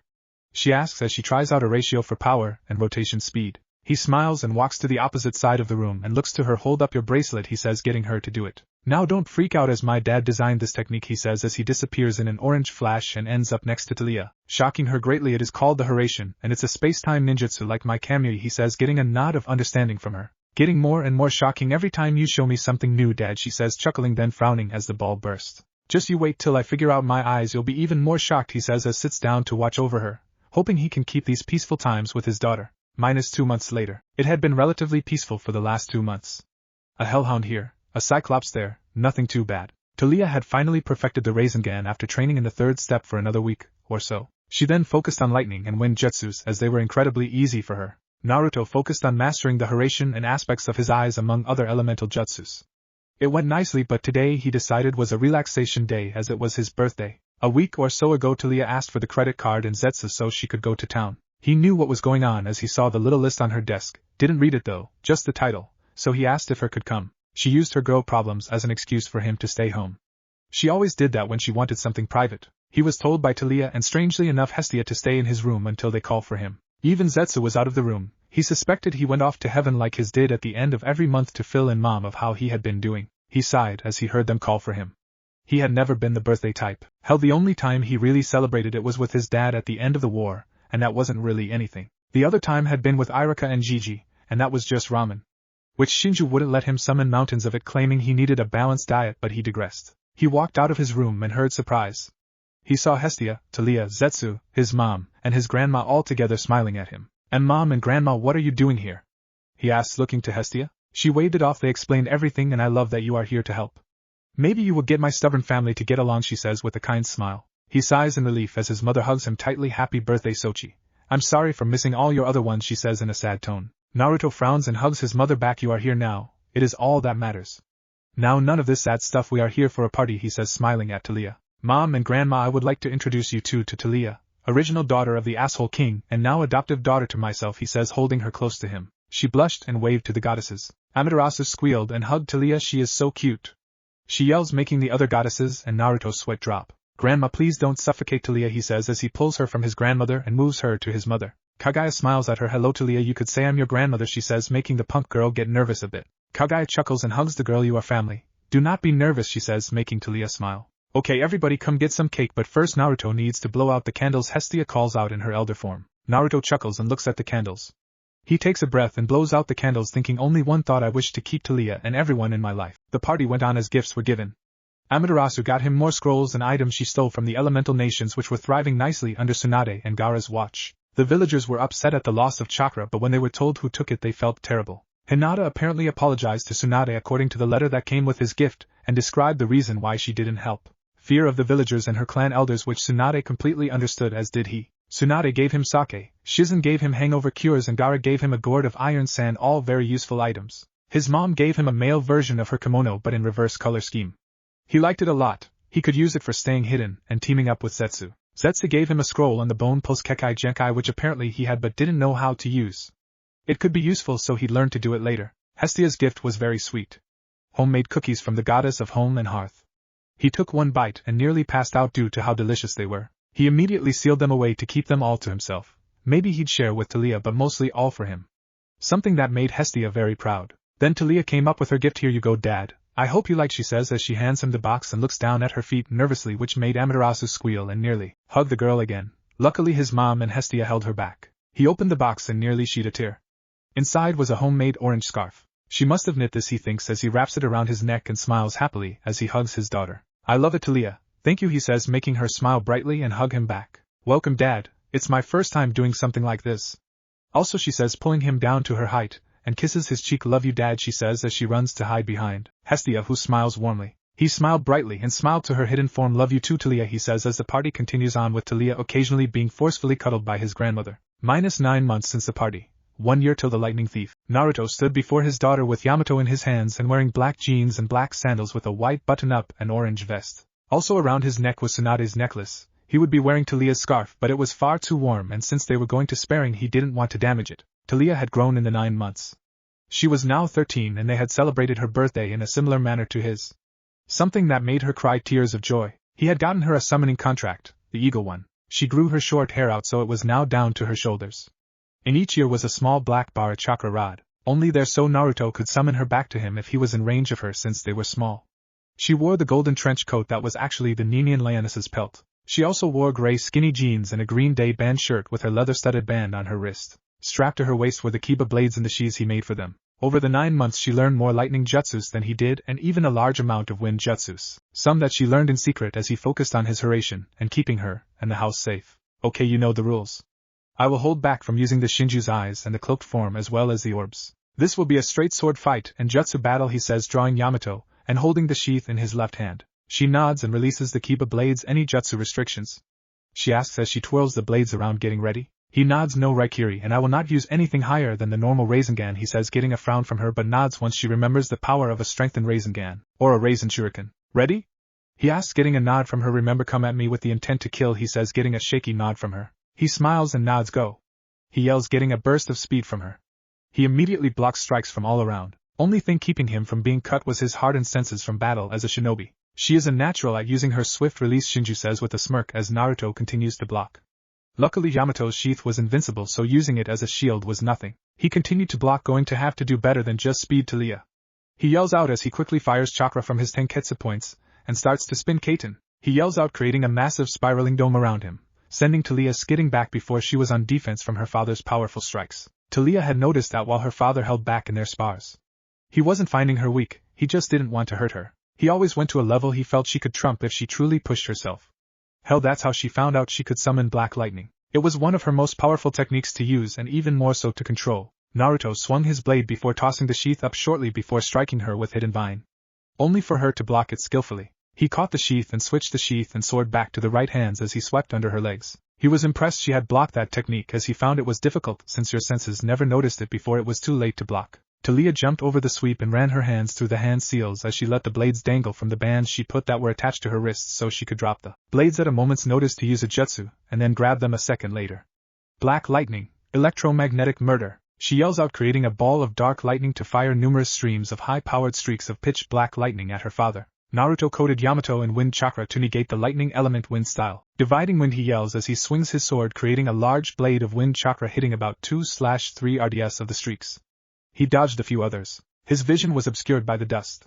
He kept his senses alert as he heard a chirping noise he knew all too well. He turned and saw Talia not too far from him with a Chidori in her hand. Chidori. She yells as she knew he had no time to create a Rasengan. He groaned, and just as the Chidori hit, he substituted with Log. He landed next to her and swung Yamato at her. She quickly grabbed her blades and blocked, but was sent skidding back from the force of the blow. She stabbed the blades in the ground and unstrapped them. "Time to show him what Grandma gave me," she says as her body was covered in electricity. He smiled. "Lightning armor. Great job," he said as he sheathed Yamato and sealed it away. Talia burst towards him and attacked in a fury of powerful and incredibly fast punches. It had taken her 5 months to get to where she could keep it up in a spar against Zetsu, who helped her keep it hidden from her dad. Naruto blocked the strikes, feeling the power behind them. He used what he remembered of the frog kata to dodge and block her hits, but with her powerful lightning element and swift release it was actually getting difficult at the current level he held himself at. Lightning uppercut. She yells, firing a powerful hit towards his chin. He tries to block it with his hands but still found himself being fired upwards. He smiled, proud of his daughter, and how strong she had gotten. He ran his hands through the seals and clapped his hands wind style. Great breakthrough, he calls out, sending Taliya skidding backwards as the gust hit her hard. Naruto landed, wiping the blood from her mouth, and clapped. Great job, Taliya. You pass. You did amazing, he said, making the girl smile brightly as she ran towards him. She jumped into his arms and hugged him tightly. Thank you, Dad. I never would have gotten like this if not for you, she says with a smile. He hugs her back and smiles. Your control over black lightning is great. Also, using the lightning armor of the Raikage is amazing, and that Chidori was greatly done, he says, making her smile more. Thanks, Dad. What was that spinning dome thing? She asks as she sheathes her blades back and smiles. That was a memorial to a friend of mine I lost in war. His name was Niji Hyuga, and that was his clan's ultimate defense, he said as he looked up into the sky as if to remember him. Taliya nodded. I'm sorry for bringing up bad memories, she says, only to get a chuckle from him. Remembering the lost isn't a bad memory. It helps keep them warm in our hearts. Only when you lose sleep over them is it bad, as they most likely wouldn't want you to do that over them, he says as he heads inside with her not far behind. Can you maybe tell me stories of your life in your original realm? Maybe we can visit there? She asks, curious. He ruffled her hair playfully as he always did. Sure, I don't mind telling you some stories, but we can't visit right now. Maybe later, he says, getting a nod from her after she swatted his hand away like she always did. She didn't hate him ruffling her hair, but it made her feel like a little kid. But she put up with it cause it was from her dad, and he did it as a sign of affection. He summoned some drinks for them as he sat in front of the fireplace. He started around the time of him graduating after defeating Mizuki with his armies of clones. He told her of his first mission outside the village and the encounter with Haku and what he learned from the girl. And in my mind Haku will always be a female. He also mentioned the Chunin exams and how he defeated Gaara and befriended him. He bitterly told her of Sasuke's betrayal and how he fought him at the Valley of End. He even showed her the scar. Why did you teach me a move that hurt you so bad? She asked with slight tears in her eyes. She almost hit him with the same technique that nearly killed him. He pet her head and smiled. Taliya, I taught that to you as I felt you could use it as Sasuke could not, to protect people and not in revenge. You are nothing like Sasuke. Hell, if anything you are more like me when I was your age, he said, chuckling as she smiled, then swatted his arm away like she always did. He got back to telling his stories as he found Taliya very interested. He told her of his training trip to going 4 Tails and fighting Orochimaru. He told her of his learning of Sage Mode under the toads, which confused her. Wait, I've never seen you summon toads, just foxes, wolves, slugs and hawks, she says, confused. Why did her father summon toads anymore if they were that powerful? He sighed and took a sip of the tea he made. Something happened and they ended up leaving me hanging out to dry. They could have prevented something from happening but chose to abandon me, but forget about that as it will make sense later, he said, getting a nod from her. He went back to telling her of Pain's invasion and him getting Kurama's power under control and the beginning of the 4th Great Ninja War. Wait, you fought against Grandma? She asked, shocked. Her grandmother seemed so peaceful. He shook his head and explained to her the same way Shinju explained to him, which made her release a breath of relief as he got to telling her the end of the war and what happened after. And then I came here and saved you. That's about everything, he says as he rubs the back of his neck, trying to think if he forgot anything. Taliya frowned. Those villagers are assholes, as are those toads, she says, getting a bop on her head. What did I tell you about cursing, he says in his father tone, as Zetsu like to call it. She grumbles. I can only curse if it's directed towards Zeus, she says, rubbing her head. He smiles and nods. Exactly. Now enough story time. I believe it is getting near your bedtime, he said, making her groan and look at him. I'm 13. I shouldn't have a bedtime, she says as she pouts at him. She had been training with deadly swords and deadly techniques yet still had a bedtime. He pats her on the head. It is so you get rest as your body is still growing and needs rest to grow, he says, directing her to her room. She sighs and hugs him. Good night, night, Dad, she says as she leaves. Night, Taliya, sleep tight, he says after he hugs her back and heads off to his room. -2 months later, 10 months till Lightning Thief. Over the next few months Naruto sent out clones with markers to test his distance, and to mark certain places such as Taliya's tree, and the Empire State Building. He found warping long distances wasn't difficult, it just took some more energy, but with Shinju, and his already insane reserves it was of no worry. He was working on Haration's second step where he would warp to midair and found that more difficult as it wasn't connected to anything. But that's when it hit him. It was connected to the air and the nature energy flowing in it. It took him roughly a month or 2 to get the second step mastered. He sat in front of Taliya, who was excited as laid before him was a summoning contract.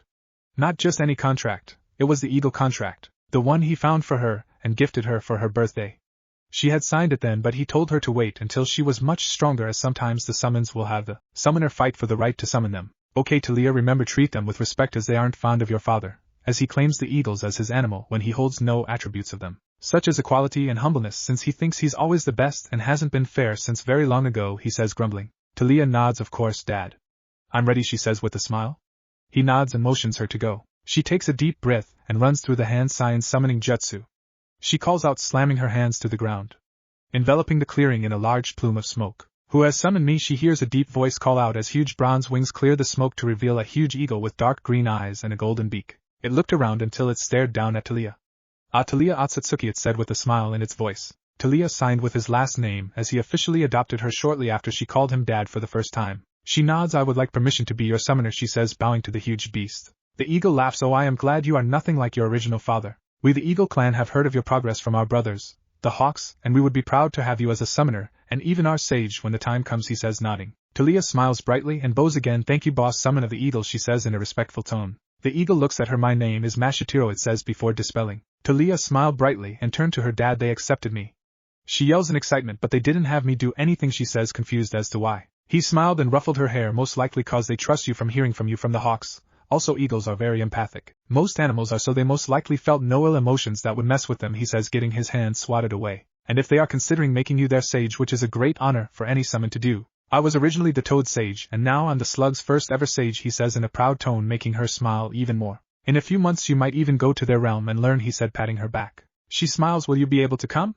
She asks, nervous. He smiles somewhat sad and shakes his head. I am not a summoner of them, and you have to go through it alone, but Zetsu will go with you to watch over you and relay messages, he said, hugging her. She frowns but nods, hugging her father back. Well, not like I'm going right now, but we can still train and be together till I have to go, and I will return afterwards, she said, smiling up to her dad. He nods. True, but if you complete it you will be the youngest sage, beating me by 3 or so years, he says as stands up and smiles at her. Let's rest for a bit and relax. We've been training really hard as of late, he says, getting a nod from her, and I use time skips to skip menial training that will have no importance. Long story short, Talia learns to fight with her summons and use more lightning and wind jutsus and more control over black lightning. Naruto focuses on creating seals and training his daughter. -4 months later, 6 more till Lightning Thief. Another year had passed before any of them realized. Naruto's party was small, just him and Talia. He was given a bunch of gifts from his friends and family members again, and a silver skull ring and necklace from Talia that he wore at all times. He stood hugging his daughter as she was finally ready to go under sage training. He spent the majority of the time training her to get to a level where sage mode wouldn't be too difficult, but since she had his hyperactive personality when he was young, it might be difficult. Also, he hoped she wouldn't be gone for her birthday that was in 2 months, but either way Zetsu had his gift for her since he would be going with her. Stay safe and listen to your teachers. Even if they smack you with sticks or anything, as it is to get the nature energy out of you so you don't turn to stone, he says as he fastens her scroll on her with her Nemean Lianis pelt on her as always. Her leather band was around her wrist, and Zetsu was in her sleeve. She nods and holds her dad's hand. What are you gonna do while I'm gone? She asks, making Naruto scratch his chin, thinking. I might travel around. Maybe fight some monsters or something. Maybe go and see how that backwards camp is holding up, he said, getting a nod from her. Stay safe, Dad. She hugs him one last time. Love you, she says as her father hugs her back. This was the first time she was leaving him for an extended point of time. She was worried, but he helped ease her worries. I will be fine, you do the same. I love you too, Talia, he says as he lets go of her to see her disappear with the eagle she summoned. He frowned and sighed. You miss her already? He heard Hestia say from behind him. She stood in her elder form with her hood down, letting her cinnamon hair flow out. He nodded. I've been with her for nearly 2 years. She's grown on me and became my adopted daughter. How can I not miss her? He said as he rubbed the skull ring on his finger. Well, do be safe when you travel. What are you going to do about the house? She asks as he heads back inside. I am going to set up countermeasures and leave a strengthened clone behind, he says, laying the crescent mark on Talia's door, creating an intricate array on it. If the house is about to be destroyed or robbed, all of Talia's things will go to my Kamui pocket dimension. He then went over and strapped his scroll to his waist. It'll be fine, Hestia, though I do hope nothing happens to it, he says with a frown. Hestia nods. I will look after it as well, she says as Naruto hands her a weird 3-pronged knife. Stab that in the ground if you need me. It's a marker for a teleportation technique of mine, he said as he focused on a certain marker he set up near the camp. Hestia nodded and smiled. Thank you. Enjoy your travels, she says as he disappears in an orange flash. New York. Naruto frowned as he arrived in New York as the first thing he noticed was the weather. It was storming, and the tides were crazy. Stupid asshole must be angry about one thing or another, he thinks as he walks through the city. He wore dark jeans with his black sandals. He also wore a black button-up with an orange jacket as it was winter. Around his neck was Talia's scarf she made for him, and the skull necklace. Tsunade's necklace was gone as he gave it to Zetsu to give it to Talia. He knew the girl knew of its importance, and he hoped she liked it. He walked through town noticing some females looking at him, and groaned. It reminded him of how Aphrodite had offered her services to him at the meeting so long ago. He continued walking, ignoring the stares he got as he hid away in the closest store to him. He looked around to see himself in a candy store called Sweet on America. He walked around until he noticed one worked being yelled at by a customer. He got closer so he could overhear and possibly help her. The female had light blue eyes and wavy brown hair. She was in her uniform and looked around her very early 30s. Look, Gabe, we don't have enough money for you to spend tuning up your engine in your car, the woman says with a frown. The male, who looked like a mix between a walrus and a seal combined. He was disgusting to say the least. Yeah, cause we spend all our money sending your idiotic son to a boarding school. We could always just take him out as he will only get kicked out again, the man he figured to be Gabe said in a snide tone. The woman sighs, fine, just use the money from my savings, she says in defeat. The man smirks and pats her cheek, good girl Sally. I'll buy it all while you are at work, he says in a smug tone as he leaves the store. Sally frowns until she hears someone clear their throat. She turned around and blushed slightly. The man was a few years younger than she was. He had spiky vibrant blonde hair with 2 spiky bangs framing his face with the rest of it in a ponytail, and the clearest sapphire blue eyes she had ever seen and 3 whisker-like marks on each cheek. Oh, sorry customer, what can I help you with? She asked, erasing her blush. He chuckled, well, I am looking for some orange candy, but I couldn't help but overhear the conversation. Sorry for eavesdropping, but that man is disgusting. Why is a beautiful woman like yourself with a man like that? It's obviously not for his personality, he says, ending in a flat tone. She blushes at being called beautiful and chuckles at his tone but frowns sadly. It is for my son, she says as she gets a better look at him. I'm Sally Jackson, and you are? She asks in a kind tone. Naruto rubs the back of his head. Well, that is very strong of you. My name is Naruto Otsutsuki, though I have to ask why a mortal is blessed by Poseidon, he asked, shocking her, nearly making her fall over. Luckily he caught her. He noticed Poseidon's blessing as he looked her over with the Shinju's eyes. The blessing looked like an aura of blue in the form of a crown made of what looked to be coral. How do you know of that?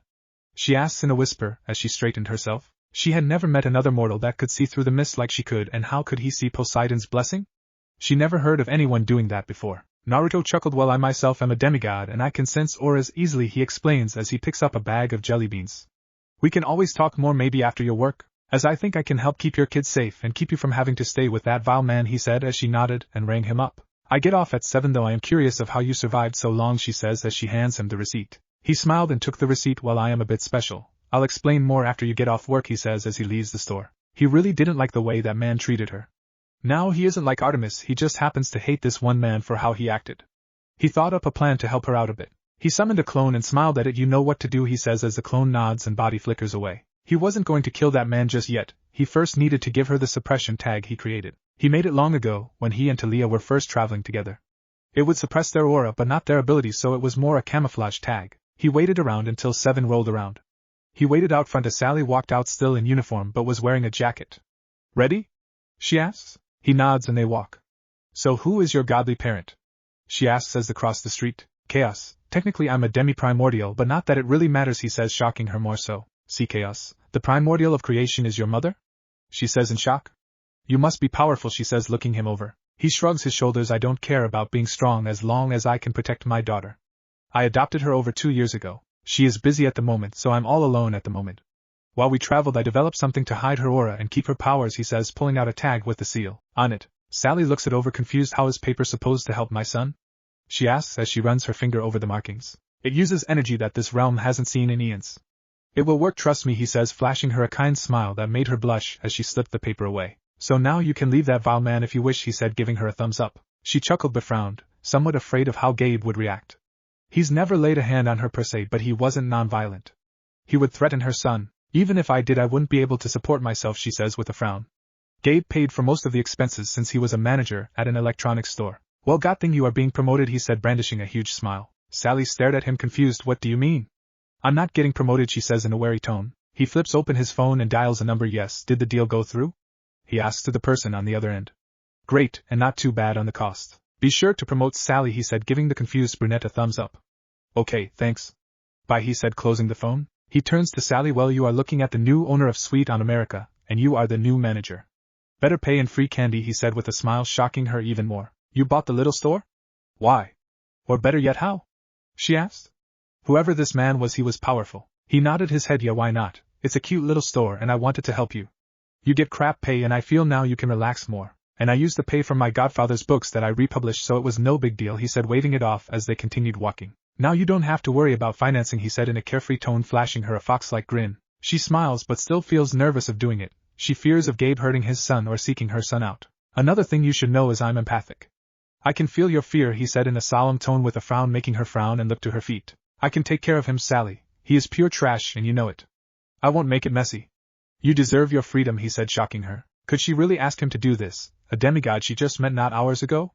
She took a shaky breath and nodded. Please don't make him suffer, she said in a quiet tone. He smiled and chuckled. You are too good of a woman, Sally, he said, smiling to her as they continued to walk towards her apartment. When they got there, Naruto turned to Sally. Wait out here until I return. By the time I return he will be gone, and so shall all his trash. You can keep the car, he said, chuckling as Sally nodded and gave him the key. He kept his smile until he closed the door behind him, and it turned to a frown as he saw the mess of an apartment before him. He activated his eyes and looked around. Are you really going to help her out? Shinju asks as he had been silent the entire time, watching to see his grandson's reasoning for doing all this. She is such a pure-hearted woman, she sacrifices everything for her son and is terrified of her spouse. She deserves to be free.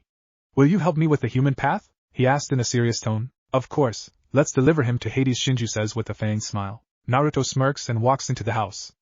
Sally, get your ass in here, I need you to unlock the damn safe so I can get your checking book from it, he hears Gabe yell from the other room.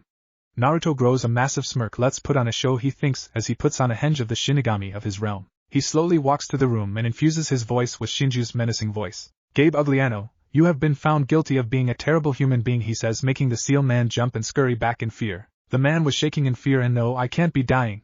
Take Sally instead, he yells, making Naruto scowl in hatred. You are a terrible person. After this day no one will ever remember your horrid life, he says, placing his finger on the man's shaking forehead. Human path. Soul removal, he says, tearing Gabe's soul from his body in one fell swoop. He drops the soul to the ground, letting it fade away to the underworld. He glared in disgust as he stared down at the man's dead body as he dropped his henge. This man, while he was at death's doors, offered up his wife trying to get out of death. He stared at the man's body and drew Tenno from his seal. Amaterasu, he calls out, burning the body alone and destroying the ashes as well. He summons 2 clones. Go destroy anything of his and leave anything of value for Sally, he said, getting nods from the clones as they hurry to get to work. As he walks to the door he notices pictures of Sally with a small boy. He had dark black hair with sea green eyes. Must be her son, he thinks as he exits the house. He smiles at Sally. All good, he says, getting her attention. She looked at him and nodded as she headed inside with him behind. She cried tears of joy seeing everything of Gabe's gone and no sign that he was even there. Thank you, Naruto.